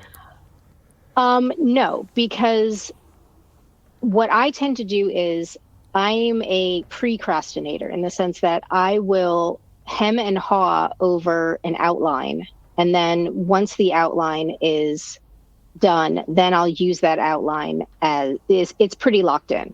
Mm-hmm. Okay. And I don't really riff off I don't really go off the outline in terms of go off track from the outline. And that's why for me, editors are very, very important. James Emmett, who was the editor on the Deadleist Bouquet, who's also the editor on our Kickstarter, Cristabel. James is fantastic. James is a very good editor for multiple reasons because there are different types of editors. And I think that's something a lot of people going to hire an editor don't know about. There are different types of editors. There are proofreaders who are literally there to tell you that your commas are in the wrong place. Mm-hmm. And then there are editors that are story editors that will sit down and say, okay, you have this idea. Let's see where you want to take this idea and let's find the most streamlined way to get you to this. And then throughout the writing process and throughout the art process and everything, they're sort of your guardrails to sort of keep you in line. What I've noticed a lot of times is there are passion project stories that I'm very glad that the person was passionate about it, but the entire story makes sense because it's their headcanon. It does not make sense to an outside person because they had no editor. Right. And when I used to teach writing at the Kubert School, and one of the things that I used to say is, if it's not on the page, it doesn't exist. So I would get a script back from a student and I would say, I don't understand the leap that this character made. This character made a leap from like A to G. Right. Where are the steps in between? Oh, and they would sit there and be like, oh, well, because blah, blah, blah, blah, blah. And I'm like, no. Don't explain it to me. Right. Yep. I need you to tell me in the story, and I need you to communicate that to your audience. And I talked about this the other day on a podcast. Yes, putting out a comic is really, really hard. And that in and of itself is an amazing effort. But if you want to put out a comic, you want to put out something that's good. Yes, for sure. So get the infrastructure in place for that. Get an editor and be willing to listen to them. Many, many people who have tried to hire me as an editor do not want me as an editor. They want me as an endorsement. Right. Yeah. And I'm not, I don't kiss ass. That's not what I do. And my friend will always joke about, he's like, why are you so bad at your job? Don't you know kissing ass is part of your job? I'm like, no, it's not. Writing comics books is part of my job. Right. I know that there's, the marketing and all this other stuff, especially when you're, begging strangers for money on the internet, asking for, to fund the final 3 parts of Coleridge's, 200-year-old poem. But, I'm not just going to, rubber stamp it. And right. That's why, having an editor as somebody who is objective is important. So your mom's going to tell you it's good. Your siblings right. are going to tell you it's good. Your cousin, your best friend's going to tell you it's good. You got to get somebody who's going to say it's good, but it needs work. Yeah. And not just it's good, but it's going to need work. It's good. It's going to need work. And let's sit down and come up with a few ways that we can make it better. Right. So you've done a few, obviously, we talked about a couple of them here. Deadleist Bouquet was a Kickstarter initially before it was picked up by Image, and then Cristabel right now, which again, I will restate, is currently on Kickstarter and it ends on April 28th. So you have a few weeks still, but get over and support that. Thank you for the plug. Yeah, no problem.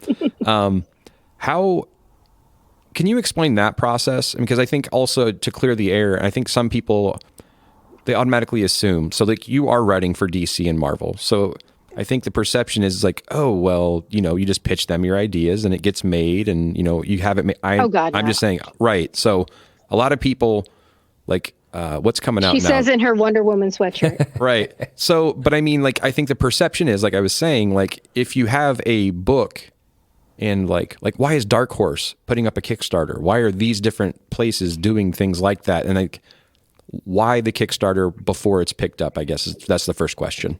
Okay. I cannot speak to why Dark Horse or Boom or Archie right. Are doing Kickstarters. I can't speak to that for their financials. Because it feels like it's just market, like finding out the interest is what it feels like, right? Well, that's, to me, I think it's feeling out the interest for it. Especially if it is a character that is already, like, let's say, and this is completely hypothetical, but let's say Dark Horse was going to do a hardcover, and they've already done this, I believe. Yes. Like a hardcover Hellboy compendium, or like a hardcover BPRD compendium. Yep. It's going to be like 600 pages or something like ludicrous like that. Mm-hmm. They might do a Kickstarter, or, and I'm using the word Kickstarter to mean any crowdfunding Indiegogo, platform. I mean, anything it could like be that. Indiegogo, Crowdfunder, Zoop, Yep. whatever. It's like the word Band-Aid, Right. They will do a crowdfunding campaign to see if there's actually a market for it. Right. I think. Same thing with Hasbro. Hasbro has HasLab, I think it's called. To see if there's a market for it. I mean, that they had a Sentinel that was something like $800 or $700 or something like that. They had a Unicron, because my husband's a huge TF fan. Mm-hmm. They had a Unicron that was like $600 or something. I'm like, are you kidding me? Like, that's three car payments. It was gorgeous. Right. Yeah. No, well, you know what? It wasn't, though. And I'll tell you why.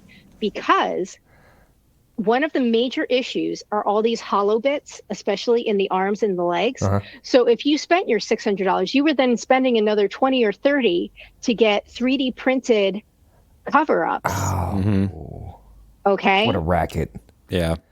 But it's, all right. But some of those, and those are from third-party people. Man. you get like some of those projects like that from those big names. It'll have something stupid. You could tell it was exactly that. Because it'd be like, we have a goal of $50,000, and it's like it makes $6 million, and you're like Catalyst Games is currently doing it with BattleTech. Like BattleTech currently has a Kickstarter going on, which they're already established. There's love for the BattleTech stuff, and this is me from a shop perspective. Like some of the stuff is hard to get. Like they can't keep up, so they put a Kickstarter out with like $100K goal, and it makes $6 million. You're like, what was the purpose of this? Look at it. There is a, I don't know if it's still current, but there is a crowdfunding Power Rangers thing right now. Yep.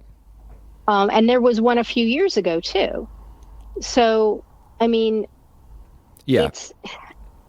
did Keanu Reeves really have to do Berserker on Kickstarter? That's exactly what I think we're trying. The Power Rangers and that are the two that.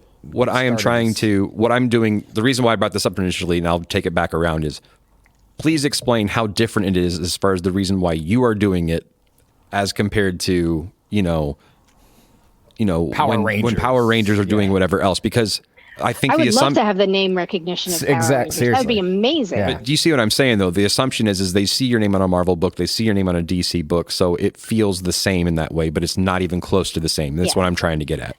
So, all right. Jimmy Palmiotti said it the best. He said that he pitches to Marvel and DC all the time. Yep. And nothing's happening. So what is he doing? He's taking everything to Kickstarter Indiegogo with Paper Films, which is his company. Yep.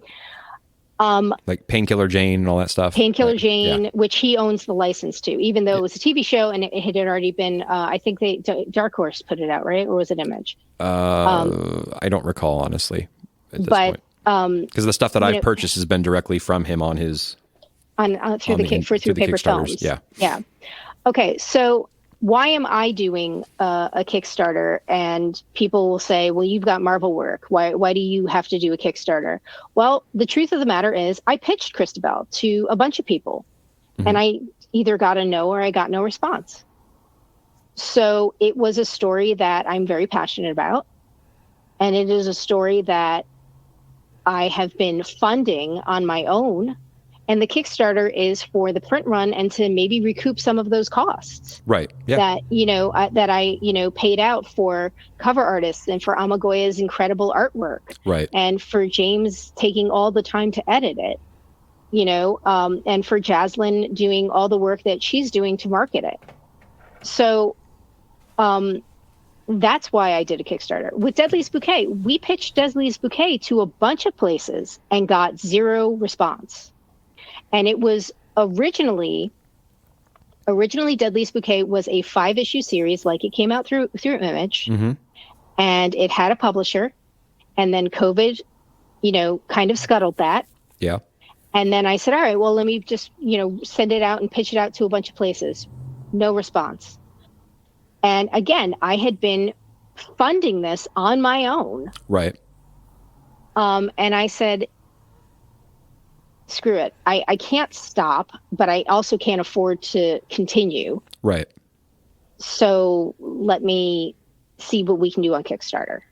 So then at that point, did Image see the success of the Kickstarter? Like where does the evolution usually, as far as like when you did it yourself and then all of a sudden now Image is picking it up? How does that happen? On a lark, I sent it to Image again because I had sent it to Image like I don't know. We started the Kickstarter and like issue 3 was already done. Yeah. So I had sent it to Image like almost, a year prior. And, and I don't blame Image. I mean, their inboxes are probably like, if Scrooge McDuck's vault was filled with paper, I mean, like that would be their inboxes. So I don't blame them for letting stuff slip. But I sent a message to Image and I said, hey, I want to say it was like around September. The Kickstarter had finished and we were on, I want to say we were almost at the end of issue 5. Like, I think I had layouts, but I didn't have final art for all of the pages. But Carola was banging out art as fast as she could. I mean, she was fantastic on that story, and I really appreciate all the work that she did as a line artist.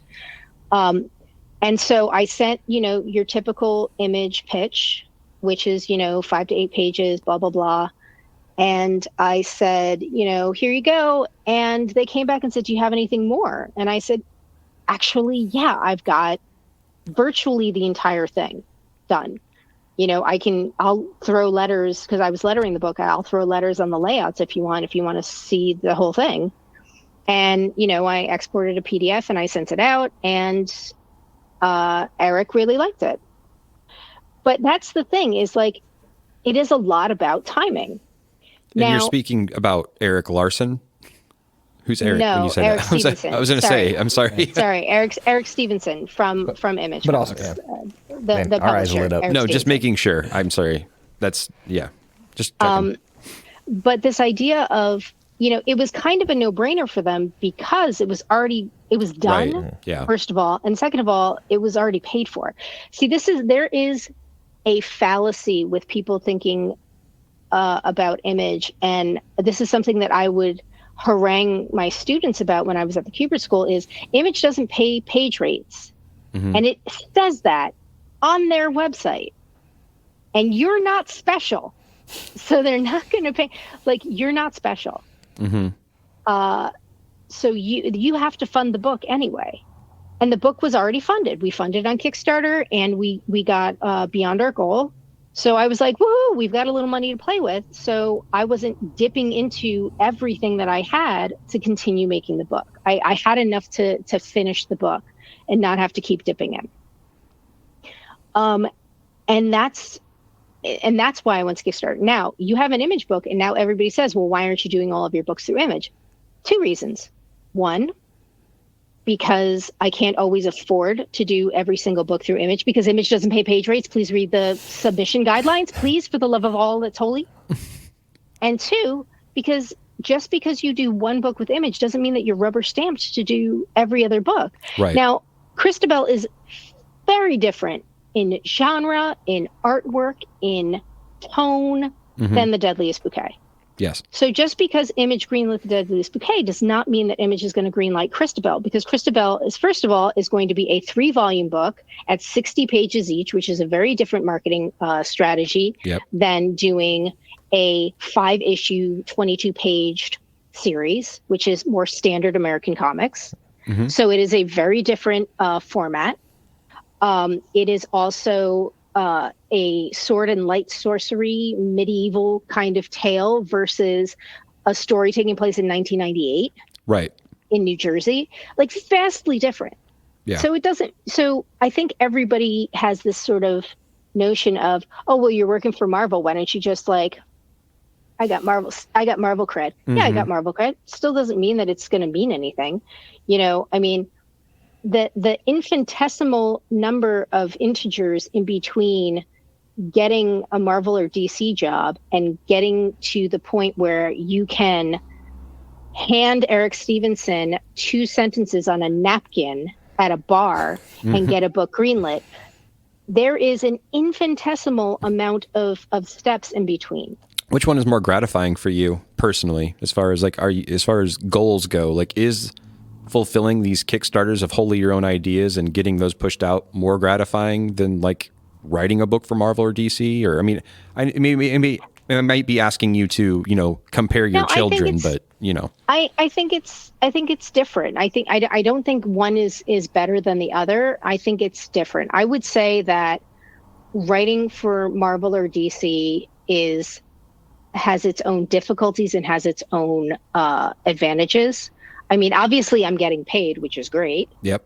But the difficulties are, the deadlines are usually tighter than you would want to give yourself. You're dealing with characters for the most part that are beloved, that you are sort of signing yourself up for criticism. Yep. Whereas Kickstarters, it's great. First of all, everybody thinks Kickstarter is free money. It is not. I don't mean to be crass, but you got to shake your ass for that. And it is not free money at all. It is a stupid amount of work. Yeah. And it always is. And so that in and of itself is its own difficulty. And then on top of it, not only are you marketing the book, but I've already written the first volume already. Amagoya is drawing it, but I'm flatting this book. So I'm, taking time to do art on the book and then send it back to Amagoya for renders. And then, I have to make sure I'm coordinating the whole thing. Right. Yep. So then when the book is finally all done, finished, lettered, then it has to go out to James to give a final read. And then I always give it to a friend of mine to do another final read just as a second set of eyes. Right. So once that's done, then I've got to make sure that I've coordinated with the printer properly and I've done all of the stuff. And then I do fulfillment at home, which is literally just me sitting in my basement with a bunch of, packing tape and stuff and just, yep. So it is very fulfilling, but it is also a stupid amount of work. And Yeah. that's why people hire fulfillment centers, and that's why people hire marketing people or people to take over the Kickstarter and things like that. Yeah. I don't have that ability to do so, but those that do, God bless. And then you're also fighting against the people that set up campaigns and then aren't, they don't stay true to their word. Like they'll meet the numbers and then just end up never fulfilling. That you're working against the projects where people have been burnt and stuff too. Like you can't discount that. No, I don't discount that. And I understand. I mean, I see it from both sides. I tend to, and this is and I am the first person to admit that I am privileged to do this in the sense that I have enough money coming in where I can, on my own, fund a good portion of the book ahead of time, and fund the book during the Kickstarter. Right. Because you don't get the money, like the day the Kickstarter ends, you don't get the money. Right. I mean, it takes a couple of weeks to clear and all this other stuff. So you're not getting the money tomorrow. Yep. So I'm in a very fortunate position and I acknowledge that. At the same time, it is rough for some people where they will be able to fund, let's say, and it's usually the writers who are opening the wallets. They'll be able to fund, those 5 to 8 pages for a pitch, send it around, get either a bunch of no's or, we'll publish it, but we're not going to pay a page rate, blah, blah, blah, whatever. And then decide to go the crowdfunding route. And when they go the crowdfunding route, they can't ask their artists and colorists and letterer to do the work without knowing that the money's going to be there. Right. So then they wait the 30 days for the Kickstarter, however many days, and then you got to wait for the money to come in. And if it's like 100-page book, then you've got to hope that the artist, colorist, and letterer are still have time scheduled. They didn't take another job, or, if they're all have a day job, so I get it. I get that it is rough when it comes to fulfilling a Kickstarter. There are some people, though, that have been super brazen about it. Like, it's been like 5 years. Mm-hmm. But I mean, there are things that I will get in the mail and be like, I don't even remember backing this. Right. Yeah. Because it's been, so long.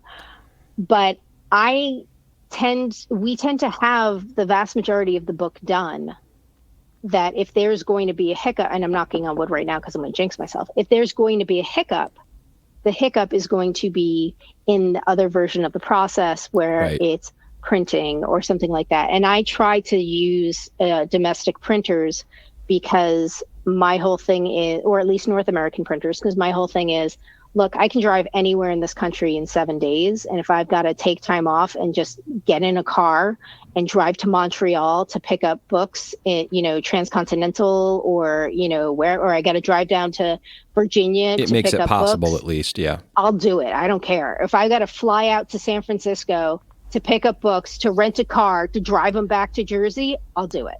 Yeah. That's the way to think about it, though. I mean, that shows the love and the respect there for the people that are your audience. So that's good. And I also like supporting, I like supporting American companies if possible. And no shade to South American printers, no shade to the Chinese printers and everything. They're great. But one of the biggest problems I have found with overseas printers is the fact that your lead time, you have to have 6 to 8 weeks lead time. Yeah. And if your books are coming in freight via boat, they can be stuck in customs for God knows how long. Yeah. Well, especially within the last few years. Yes, exactly. So that's why I'm like, look, if I have to drive up to Toronto or Montreal or wherever, I will do it.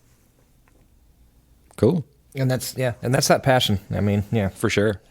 Some people would call it insanity. Well, but it's amazing that, like, you have to have that passion from the beginning of the project, where it's just an idea that you want to write. Well, all this, you have to build a skyscraper. And what you just described is you're the entire business, and every level of the business, and happens to be on Kickstarter, as compared to, again, for like Shane and I, if we decided we wanted to do something, put something on Kickstarter, we would keep our day jobs. We would just do it, for the sake of the story, like not take any money out of it, and then, just do it in that way, and it would be all hodgepodge, right? That's a completely different... Kickstarter can be used for that, but it's completely different than how you're doing it, because at your level, it is... I am the same thing as any of these publishers, but I'm doing all of it. It's a small business enterprise is what it is, where you do all the jobs. And there are people who have made it their business. Brian Polito, I mentioned Jimmy Palmiotti and Amanda Connor, Pat Shand and Amy Shand, of Space Between Comics. Mm-hmm. That is their business. They put out books, and that's what they do. And God bless them for it. Yeah. In terms of getting, like, I know it took us like 3 subways and a bus to get there, but in terms of like going all the way back to the original question of like, why does somebody like Dark Horse or somebody like, Boom do it? I think a lot of it comes down to trying to use any name recognition possible. Yes. So people who are Power Rangers fans of the show, but not necessarily know that there's comics, they'll see it on their Twitter timeline, or they'll see it on, LinkedIn or Facebook or whatever. And, oh, wow, that's interesting. So I think it's to get an audience that isn't going to Comic-Cons, mm-hmm. to get an audience that isn't necessarily involved in comics in general, and to sort of cast the widest net, because that's basically the whole thing about anything indie comics. And I know Boom isn't really indie because, they're a larger company, but anything really in indie comics comes down to just casting a wide net. I mean, we talked about Red Sonja earlier. Dynamite does a bunch of projects on Indiegogo. Yep. They did a bunch of projects with Elvira. They did projects with Miss Fury. and things like that. So, it's not unheard of. Right. I think everybody sort of thinks it's a bit untoward, and people think, oh, well, you should be, if you're a big company, you should be doing X, Y, and Z. Well, it's not really people's business what's going on in the books. Right. Yeah. You know what I mean? Yep. So, I mean, there are plenty of smaller publishers that have been in the news, having trouble paying creators, having trouble, doing X, Y, and Z. Sure. Well, sometimes and that's that a misconception. backfires I think on you. It's the thing is everybody's fooling themselves. I mean, we call them the big two, but they could be a month away from completely folding. It's a well-oiled what I'm saying, my point being, and I've said it before, like, Apple could make a bad iPhone or do something terrible, and then there's not Apple anymore. The same goes for DC. Yeah. The same goes for Marvel. Like, there's not infinite amounts of money just because there's a disconnect there where, like, once people start talking about over the amount of money that they make, they start fantasizing as far as how their life is different and how things operate differently. But when you're talking about $1 billion, but your bills are $1 billion, they're in the exact same situation as I am dealing with my salary. And it's hard to scale that once you're talking about it that way. So I think of things that way where I don't have a problem with those Kickstarters, but I want to actually make it more personal again and say, is Erica Schultz Kickstarter for Deadleist Bouquet different than Cristabel based upon the name recognition in the Marvel books as of recently? Like, do you feel like it's doing better, or do you have any gauge on that at all? To be frank, the whole purpose of launching the Kickstarter in March was to try and capitalize on the fact that Hallows Eve and Deadleist and X-23 were coming out in March. Yep. To be honest, though, I don't know if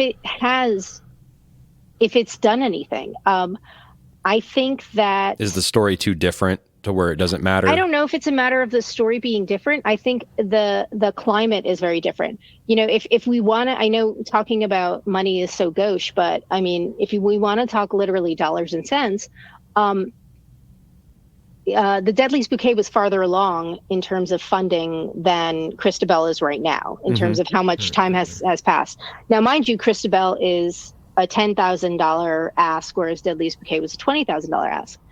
But I will say this, when Deadleist Bouquet was out, it was 2021 was when we did the Kickstarter. And I think that people were getting their stimulus checks from the government.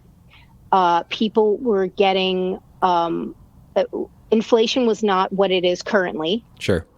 And we were, a year into the pandemic, whereas we're now 3 years into the pandemic.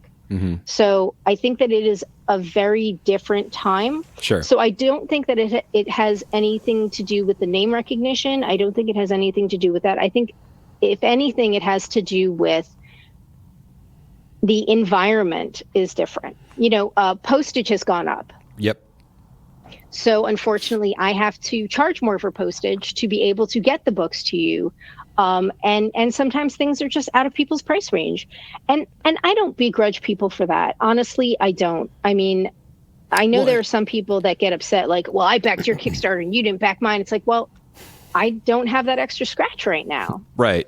Well, and we perfectly understand that. Like, I know a lot of podcasts and things like that. That's what they do. They are podcasters. They have YouTube channels, and that's where it's coming from. Like, well, we're a store first, and we do this because we enjoy, speaking in that way. And I'm well aware of the differences of what people were doing. People weren't buying they're not buying as many variant covers or things like that now as compared to what you said. Won't stop them from making them, though. Right. Yeah. Nobody's stopping them from making them, though. Exactly.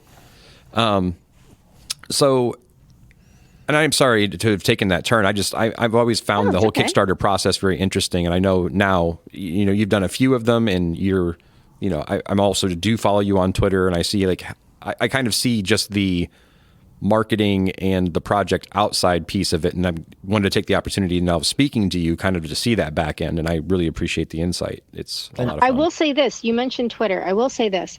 I think what also is, I don't want to say hindering because it feels disparaging, but I think what is also perhaps delaying and again, that makes me sound like, oh, well, I did a Kickstarter, it should fund like that. Is that there is a diaspora, for lack of a better term, of Twitter and a dilution of followers along social media. Yes. So a lot of people have, whether it was for self-preservation or for whatever, moments of protest, have left Twitter. Yeah. And Twitter is significantly, by a magnitude of like 5 or 6, my largest audience. Yeah. So, whereas people who would follow me on Twitter, I'm now having to post to Mastodon, to Instagram, to Spoutable, to Hive. I have a counter social, I have a tribal, but I have a post, but I haven't really gone into them, kind of thing. And Shane just rolled his eyes. It sounds exhausting. I've not even heard of like 4 of those. Yeah, that's if you're not on Twitter, you wouldn't have, because that's where somebody pops on, like somebody that does something or a celebrity or whatever, and they're like, hey, hate it here now, going over to Mastodon, and then it just goes kaboom. And you're saying that this is all part of the hustle now. It is. And the interesting thing is that some have phone-only apps, some have, mobile-only apps, some have desktop. So if, Mastodon has a desktop and a mobile app, so I will copy and paste my tweet, and I will paste it into Mastodon, and I will paste it into Spoutable. But if I want my tweet to then be moved to Instagram, I got to then go to my phone, and I have to put it on Instagram. And then Hive only has, and it has to have that one has to have a picture, right? On Instagram.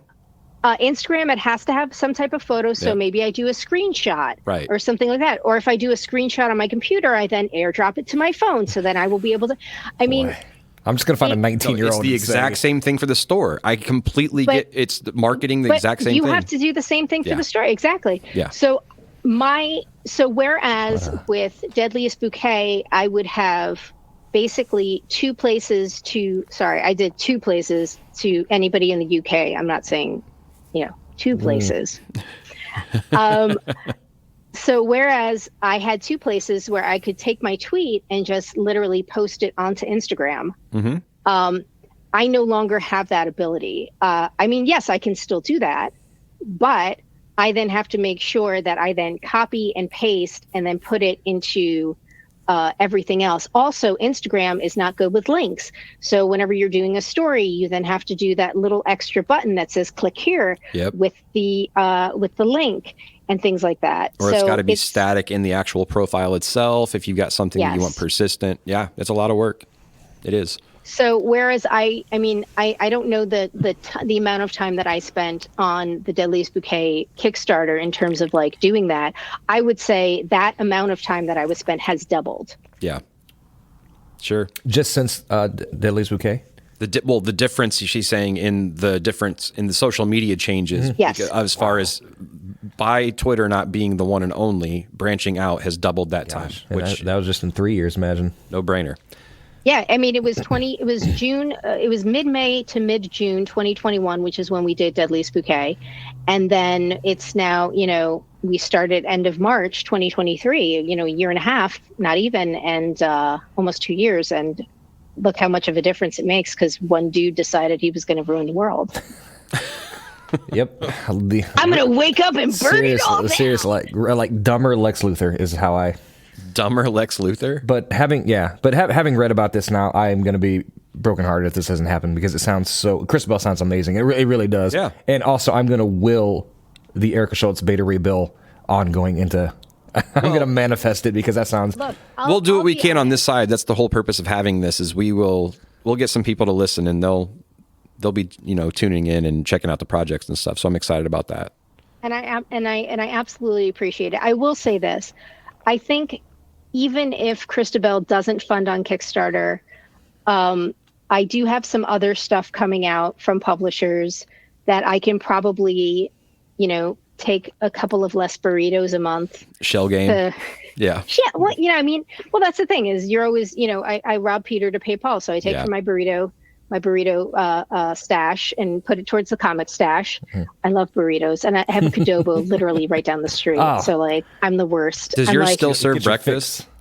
Does yours still? No, they open at like 11:30. I mean, they're there early, obviously, to start cooking, but they open at like 11:30. I think that's like the earliest they open. Did you ever have the breakfast when they had it? I've never had a. I did. They were good. Qdoba breakfast burritos Never had breakfast insane. burritos were very good. Never had it.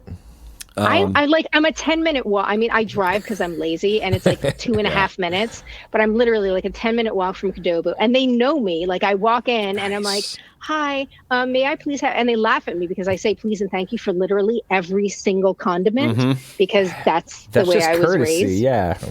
But I see some people be like, yo, let me get a blah, blah, blah, blah, blah. And I'm like, can you at least say please? But then I don't want people to be on the spot. So Right. You stand over on the side. You're like, you can have one of my pleases and one of my thank yous, and equally distribute them so that it doesn't. I have a dumb question. I just realized that from 2 hours ago because we've been talking. Is it a dumb question or are you dumb for asking? No, I'm just kidding. It's a silly. It's one that you probably gotten before. But have you ever gotten the Charles Schultz thing? Like, oh, absolutely. But his last name is not Schultz.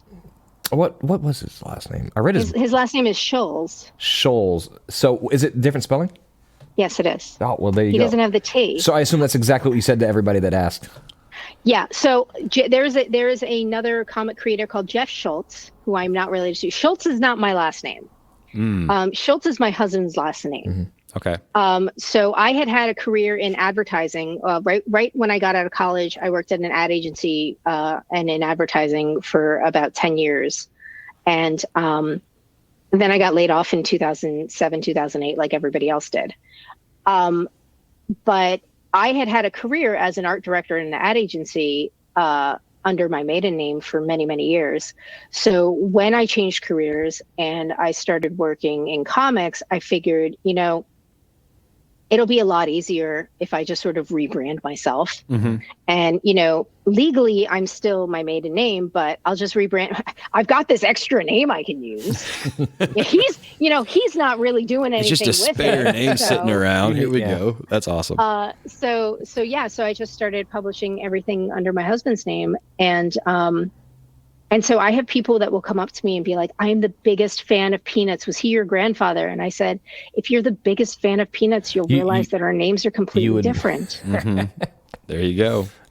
No, it's easy. You know? It's just a trick because you read it. I just figured you gotten that a lot, so I wanted to. Oh, I get that a lot. I'm his biggest fan. Of your granddaughter. I'm his biggest fan. You're like, questionable. I've gotten a lot of things. I've also gotten people coming up to me and saying, oh, we went to such and such college together. And I said, really? What was my name back then? Erica Schultz. We didn't go to college together. First of all, I didn't go to the college that you mentioned. Right. And second of all, if you knew me back in college, you wouldn't have known me. Yeah. You wouldn't have known me as Erica Schultz. You would have known me as my legal name, basically. Right. So it also affords me just the slightest bit of anonymity. I'm sure there's going to be some psycho troll who's going to do the deep dive and be like, let's dox her or some crazy crap like that. Please don't. I don't like hot girl pictures. That's just rude. Yeah, for sure. I don't like Hot Girl, or I don't like X-23, right. Or I don't like how you wrote X-23. That wasn't mine. Well, then don't buy it. Yeah, exactly. That's the best thing I can say to anybody who's really overly critical. Well, then please don't buy it. Yeah, it solves a lot of problems. Yeah. So, do you have anything else also that you'd like to discuss before we're at the portion now where we ask a standard, set of questions we ask every guest at the end, and I was going to segue into that. But if you want to give more details one more time about the Kickstarter, and then also, sure. Obviously, you're currently writing X-23 for Marvel and Hallows Eve for Marvel, both, which we're both currently running. And then yes. The Kickstarter. So the Kickstarter is for Cristabel. The best way I can describe it is a blue-haired princess turned mercenary who was exiled because a sorceress bewitched her father.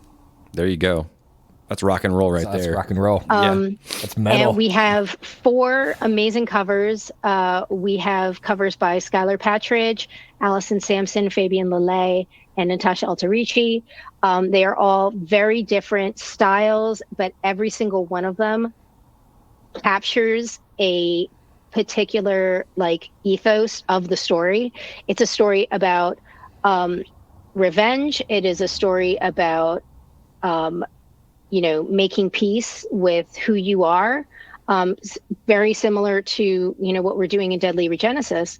And it's a story that hopefully will be able to finish, a 200-plus-year-old poem that never got finished. Yeah, that is awesome. It's an incredible concept.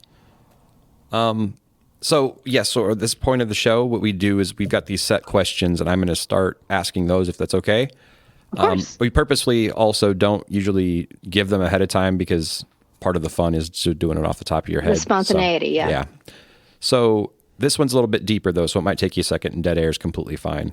Do you have a comic, novel, or piece of literature, like which not comic, novel, or piece of literature had the biggest input on your life / worldviews as far as defining you?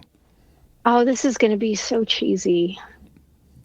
Well, okay. I mean, everybody says Catcher in the Rye. Mm-hmm.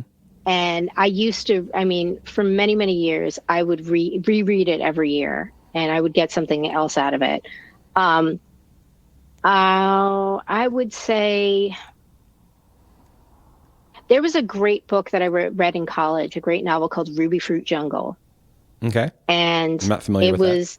It was about a queer woman, and it helped me sort of recognize, being queer, but also like just recognize like what you go through being in early, late teens, early 20 something and everything. So that was a great book. Also, and this is the weirdest book to put, but I remember reading a book called Space Station 7th Grade. And it was, and I feel bad that I don't remember every author. I know Salinger wrote Catcher in the Rye, but I feel bad for not remembering the author for Ruby Fruit Jungle or Space Station 7th Grade. But it was basically about this, 7th grader who, it was kind of like, almost like, are you there, Margaret? Are you there, God? It's me, Margaret. Yep. Kind of thing. And I remember this scene where the kid is in the bathroom and he's got this giant zit. Mm-hmm. And it's like puberty has hit him. And it's just like the worst thing in the world is to have this like giant red zit on his face. And I still feel that way sometimes. Yep. So very relatable. Yeah, for sure. It was very real. And these are all, you can't always relate to Catcher in the Rye because, like, let's be honest, you're a rich kid, come on, you're a rich asshole who left the fencing equipment on the subway. Mm-hmm. Yeah. Awful moody guy, too. Yes, but I am moody. I will say that. But, I'm a Cancerian, so we're supposed to be moody. There you go. So, do you have any? No. Oh, that's cool. Number 2, what would you say is your TV show / movie that is your greatest guilty pleasure? I don't think if you like something, I don't think you should feel guilty about it. But I would say, like, if there's something that I would be slightly embarrassed about watching, is that what you mean? I don't know. that's just the word Killer choice. Clowns from Outer Space and Blu-ray.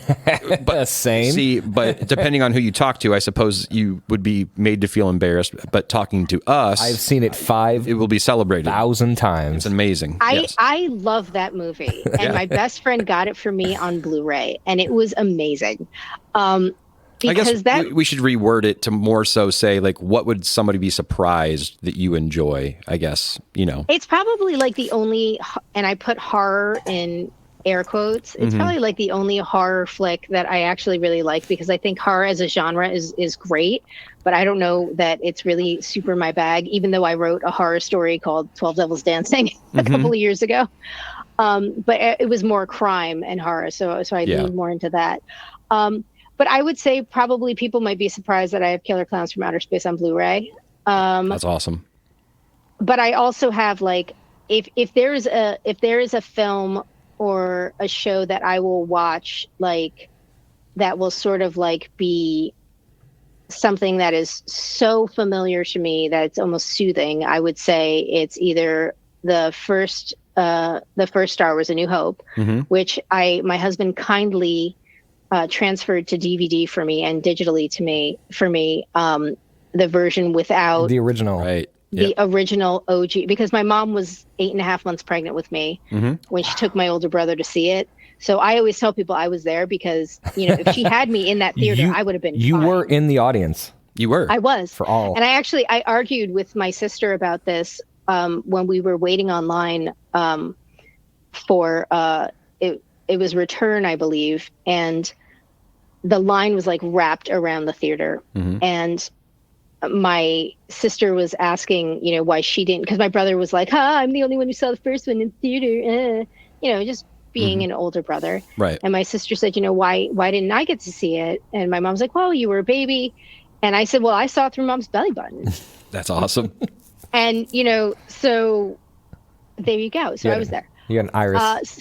So I can watch that, and I can watch Captain America Winter Soldier like 1,000 times. It is both of our favorite Marvel movies. We've done a previous one where we counted them down. That is favorite Marvel movie. Yeah, that's it's still number one Marvel movie. It's a comfort film. It is a comfort film. Yeah. I haven't seen Black Panther 2, and I haven't seen Quantumania yet. They're good, but they don't overtake that Yeah, film. they're good, but your number one is Secure. Yeah, that is, and there's like a really cool, like my dad was into like blades and things like that, and I remember when that movie came out and they had that really dope fight sequence between the two of them and everything, and I remember showing him on my phone a YouTube video of Sebastian Stan and his fight coordinator and stunt double and stuff practicing for that and everything, and my dad was like, oh, he's got really good form and stuff, and I remember showing him that like on my phone and being like, Dad, check this out, this is so amazing. I'm excited because you just called it dope. That's why you were like, it was a really dope fight scene. That was awesome. Yeah. My sister also thinks Sebastian Stan has good form. So Jenny Wood, fantastic writer who is doing a graphic novel that I edited for Maverick with an artist named Dozer. Jenny Wood did this graphic novel called Paper Planes. And in the graphic novel, they wrote in the script for Dozer, this particular character is a, quote, poor man Sebastian Stan. And they wrote it for me. And then this is the kicker. At New York Comic-Con last year, they came down from Boston and booked a photo with Sebastian Stan. And in that photo with Sebastian Stan, they are holding their phone, and on their phone is my headshot. That is awesome. So when they said to me, I'm gonna bring you, I want you to be in the photo with me, and I'm like, oh, that's very sweet, you carry me in your heart kind of joke. And then they went and they said he was very nice, and he said, like, he told me exactly how to tilt my phone to make sure that it would show up. It would not glare and stuff. Yeah, that's awesome. What a guy. And I was like, that is fantastic. So I didn't know that until Jenny posts on Instagram the photo of them and Sebastian Stan. That's awesome. And I see me and I go, this is I was like, you have a bad, like you did bad Photoshop or something. And they replied, this isn't a joke. I was like, I'm sorry, I have to text you now because this is now a private conversation. That is Sebastian Stan's first impression of you now. Yes, exactly. Exactly. Sebastian Stan's first impression is Jenny. I'm the one on the phone. Writer, I'm the one on the phone. Remember? Holding the phone with me on it. Yes. That's great. That's awesome. That's a good story. Pick up Paper Planes in June from Maverick. Awesome. Number 3 on our list is name your 3 favorite artists. And that can be painting, it could be anything, it could be a comic book artist, or it could be music, just artists. Well, I was going to ask, like, it can be musicians? Okay. It can be, absolutely. And I guess from the aspect of, like, I know everybody has favorite songs and things like that, but let's view it as in, I love the song Purple Rain, but what I'm asking the question is, I would be saying, you would say Prince because of the way of his art form, not specific songs or whatever. So that's just as my example to bring it back to Minneapolis. Okay. You're not in Minneapolis. You're in Indiana. I'm not. You're in Indiana. No, but I'm saying we talked about Minneapolis. You said you'd never been there, and I brought up Prince, so I figured why not? I'll just mention it. Wisconsin's just the colder sequel to Indiana. There you go. So what do you call the water fountains? The water fountains? What do you Yeah, mean? like the big thing that you go up to and you press the button and the water comes out. What kind of water fountains? Yeah. Okay, so I saw something on Instagram where someone it said Wisconsin. You show a picture of a water fountain. They said, "What's this?" It's a bubbler. A bubbler.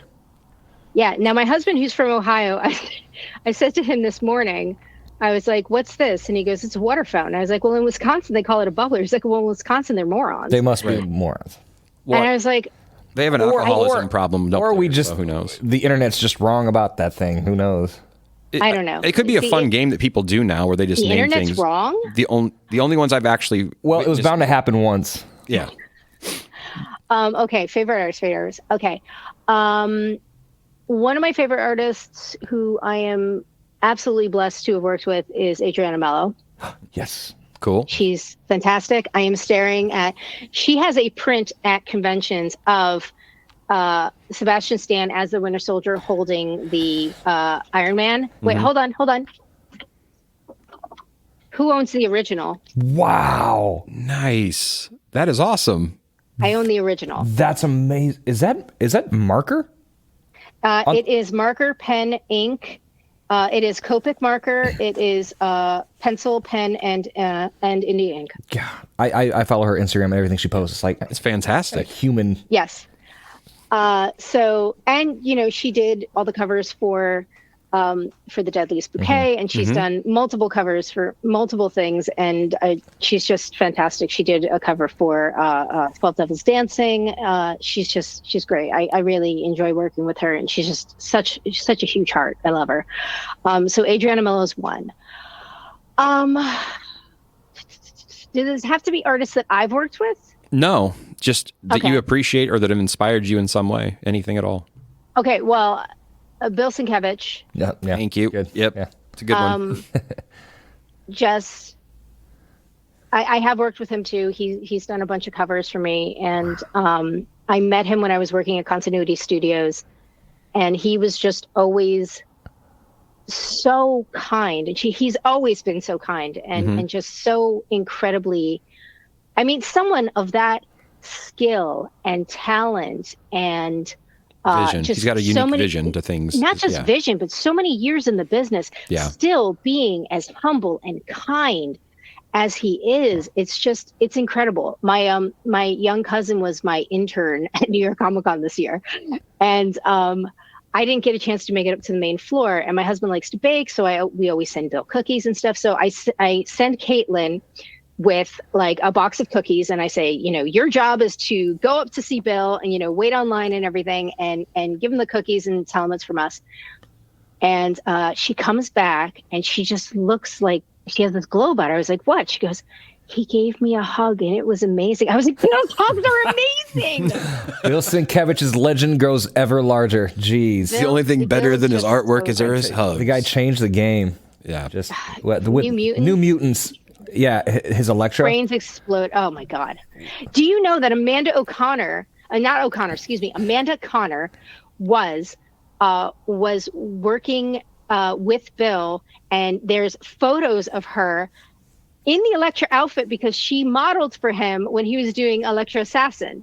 There was a photo that was posted on Instagram or on Twitter like a million years ago, and I was like, this can't be. And she said like, many people don't know this, but like I modeled for Electra Assassin, and she's just like, she's so chipper and like, but she's like in her the art. Electra outfit, and it's like, holy crap.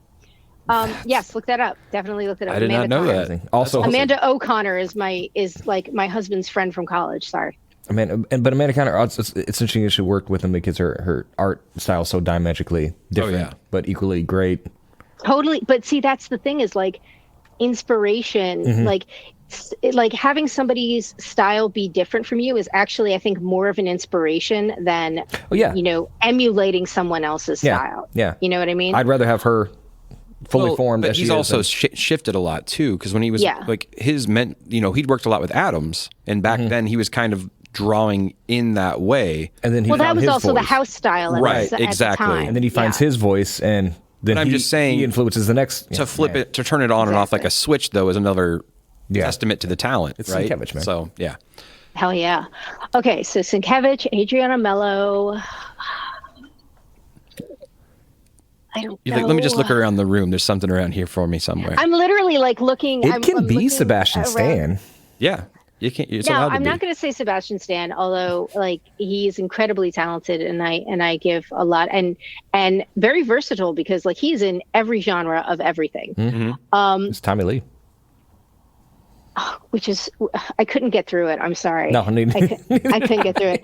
You know what? I'm gonna pick an outlier. I'm gonna do an outlier. I'm gonna say Staz Johnson. Okay, who's that? Sorry, I'm not familiar. Yeah. Staz Johnson had done UK artist, did a ton of work with Transformers, with Marvel UK, did a ton of work on 2000 AD. I have a print that Staz did of Captain Carter and Lady Rocketeer. That's awesome. Wow. So yeah, so I looked over and I was like, "Oh, I can Staz see is the awesome."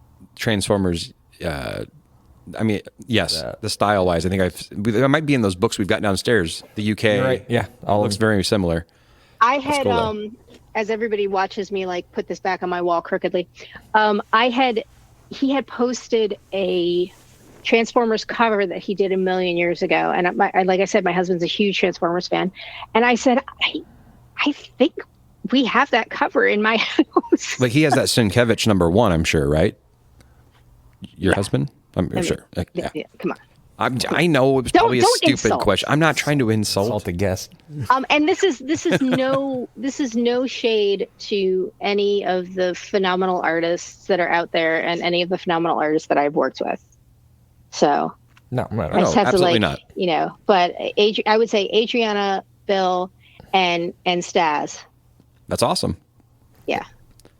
Number 4 is sci-fi or fantasy. It depends on the mood. Yeah. And it depends on the fantasy. Okay. Because are you talking like sword and sorcery fantasy? Are you talking about urban fantasy? Are you talking about like John Carter versus Maze Runner?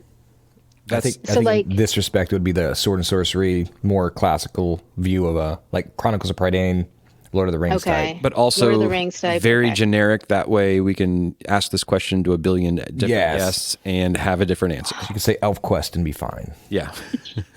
I would say probably sci-fi, only because that's where I made my bones as a kid. Like my mom used to do spot illos for Star Trek fanzines back in the 70s and 80s. My dad read everything Asimov and Philip K. Dick wrote, and I have a copy of, I forget what the name of the book was, but like the copy of the book is older than I am, that my dad had signed. I have a framed painting of Yoda from 1980. That's awesome. From Sonia Gingras, because my mom met her at a convention, and I loved Yoda so much because he was small but so underestimated, but so powerful. And like when you're a little kid, that's what you feel. You feel like nobody's listening to me, but I really know my stuff. In that very high-pitched voice. I feel like the coolest things in the world are 4 steps away from Erica Schultz at any given moment, apparently. No, not at any given moment. I have like a really nice Indiana Jones that my mom drew me. It's super faded, so I don't know if you can see it really well, but it's an Indiana Jones that my mom drew me when I was a little kid. That is awesome. That's cool. I was from 82 to Erica Love Mom. Oh. I have that. I sent you had mentioned Joelle Jones before. Joelle's favorite movie is The Raiders of the Lost Ark. So I had sent her a photo of that when we were part of the DC class together, and that's where we originally met. And I sent her that, and I was like, I know it's not Joelle Jones quality, but my mom. I've had this since I was a kid from my mom. She's like, that's amazing. That's so great. Yeah, so I would say sci-fi, just because Star Wars is literally where I started life. So yeah. That's awesome. As we've established, do you think Joelle Jones likes Raiders because of the horses? Probably. Which are prominent in the film. I think she likes Raiders because it's an awesome movie. Yeah. No, there's a running thing. Like we always have conversations, and it's one of those things where I've always been impressed the way she I feel like she draws horses frequently in like the work that she does, and she knows that she can. And better she's than, good at it, and better like than most people that I've seen. So Well, one of the things with Cristabel was when James and I were talking about finding an artist, I said we have to find an artist who can draw horses, because I worked on a book years ago and the artist drew horses that their faces were like elongated bear faces. Yeah. And I remember I was sitting on the train. Liana Kangas used to be my neighbor.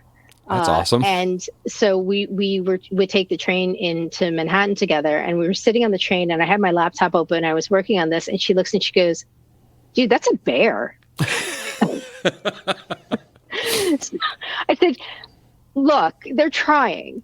But they were obviously not using reference. It was like they were drawing what they thought the world thought a horse looked like, as opposed to like actually using reference. So when I had sent a copy of Cristabel to Liana, their response was 10 out of 10, no bears. That's awesome. I was like, that doesn't make sense to anybody, but that's a great quote. Yeah, 10 out of 10, no bears. And we met her, I said, at C2E2, and she's actually going to come on the podcast at some point. Like, nothing's scheduled or anything like that, but we're excited to talk with her also. It was like the funnest 6 minutes of the day. She was wearing, she had like interacting with her. Well, and her dress was made, it was like all the comic panels and stuff. It was like far out. It was awesome. I actually, for my birthday, it's high up, so I can't pull it down. But for my birthday, I have the original of the cover that they did for the Deadleist Bouquet #1. Mm-hmm. I have the original inked piece, and that was my birthday gift. That's awesome. Shane and I both got it. It's high up, so we both picked that up from her, and she signed it at the show, and it was awesome. So cool. Liana's good peeps. And the last question we have, which this one becomes more and more difficult, and we'll probably end up throwing it out because we're reusing things at this point. But like, if you are writing a Harley Quinn Poison Ivy movie, who would you fan cast, and what would the direction of the movie be? I honestly dislike the character of Harley Quinn. You do? Why? I do. I would like to hear it. This is interesting. I never connected with Harley the way everybody else did. Mm-hmm. This is a way better answer, by the way. Mm-hmm. Awesome. I mean, like I will fan cast it, but I never connected with Harley the way everybody else did. And I guess kind of like with Laura, I mean, when you really watch Batman the Animated Series, Harley is in such an abusive relationship, and I hated that, and I felt like it was played for laughs. And it felt, I didn't have the vocabulary to explain it at the time when Batman the Animated Series was on, but it always made me feel uncomfortable. There was always something about it that made me go, oh, mm-hmm. And so I know that now the character is being portrayed as like having more agency and being, breaking off from the Joker and everything, but I don't know. It's very difficult for me to get behind Harley. Also, and this is kind of my own like weirdness, but I think it's kind of weird and gross when I see little girls dressed up as Harley at conventions, and it says like "Daddy's Little Monster," and they're in these like, and these are girls that like they're not filling the sports bra, the training bra with anything. They're not. Right. There's nothing there, but they're walking around in these like hyper-sexualized kind of things. And I'm kind of like, I don't feel comfortable about that. Doesn't help you. It did take me, we've talked about this, it took me 2 decades to come around to Harley, and it was mostly Stepan Sajic's Harleen. And if you've not read it, I highly suggest it. That's where I was like, okay. It's a book, okay. It's 95% Harleen Quinzel, the psychiatrist, in doing the work within Arkham, not, it's pre Harley Quinn. And it rationalizes the things that happen, but it doesn't condone or excuse any of it. It's really, and also weirdly entertaining comic. It's something. Because I guess I viewed it differently always. Like, I understand exactly what you're saying, but I didn't take it from, I guess maybe I'm a jerk for that way, but I've always just viewed it like I've been like, Joker's a fucking asshole. Not like not from the Harley angle. Like, I have always been rooting for Harley.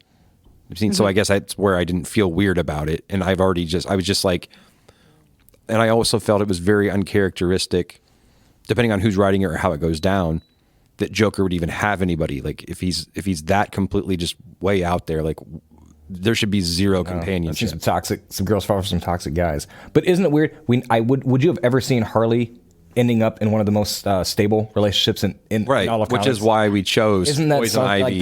Which I think is. I think that's good, and I will admit I have not been reading it, so I can't. And I know Willow Wilson is doing a fantastic job writing, and Marcio Takara, who worked with me on Daredevil. Yep. I have a Daredevil piece in the loft, but it's big, so I'm not gonna bring that in front of the camera. Yeah, that's okay. Everybody's like, Erica's just like walking around her room pulling shit off the walls. It's like Erica Schultz cribs is what we're gonna have to do. Yeah, exactly. With my purple walls. Okay, so I will say that if I had to fan cast them, what age group are they? Let's say current. So they're in their 30s? Yeah, between 28 and 38 probably. Yeah. Keeping in mind we can CGI anything you want to these days. Well, I mean, because like I love Sarah Paulson. Mm-hmm. For who? For either. I think Sarah Paulson is fantastic. But she's got lighter hair, so I would say let's do Sarah Paulson for Harley. But I know she's my age or a little older, so she's in her mid to late 40s. So I don't know if that's too old. No, you are making this movie. If this is the direction you're taking it, you could say you could say 40s. Then I would get a natural redhead. I would get an Amy Adams, and I would get Sarah Paulson. Okay, she's got the range. Yeah, Lord knows. All right. And I would say that those would be the two of them. That would be Harley, Sarah Paulson, and Amy Adams. I can absolutely Lois Lane. See the dynamic. And then where would you go with the movie? What would be the big main direction you would take it? The easiest thing would be Thelma and Louise. That would be the easiest way to do it. But I would like to see them sort of not subvert their villainous ways, but I would like to see them maybe doing something for the greater good. Mm-hmm. So maybe something like maybe something like some insight into your politics. Eco-terrorism is not for the greater good. Okay. I would say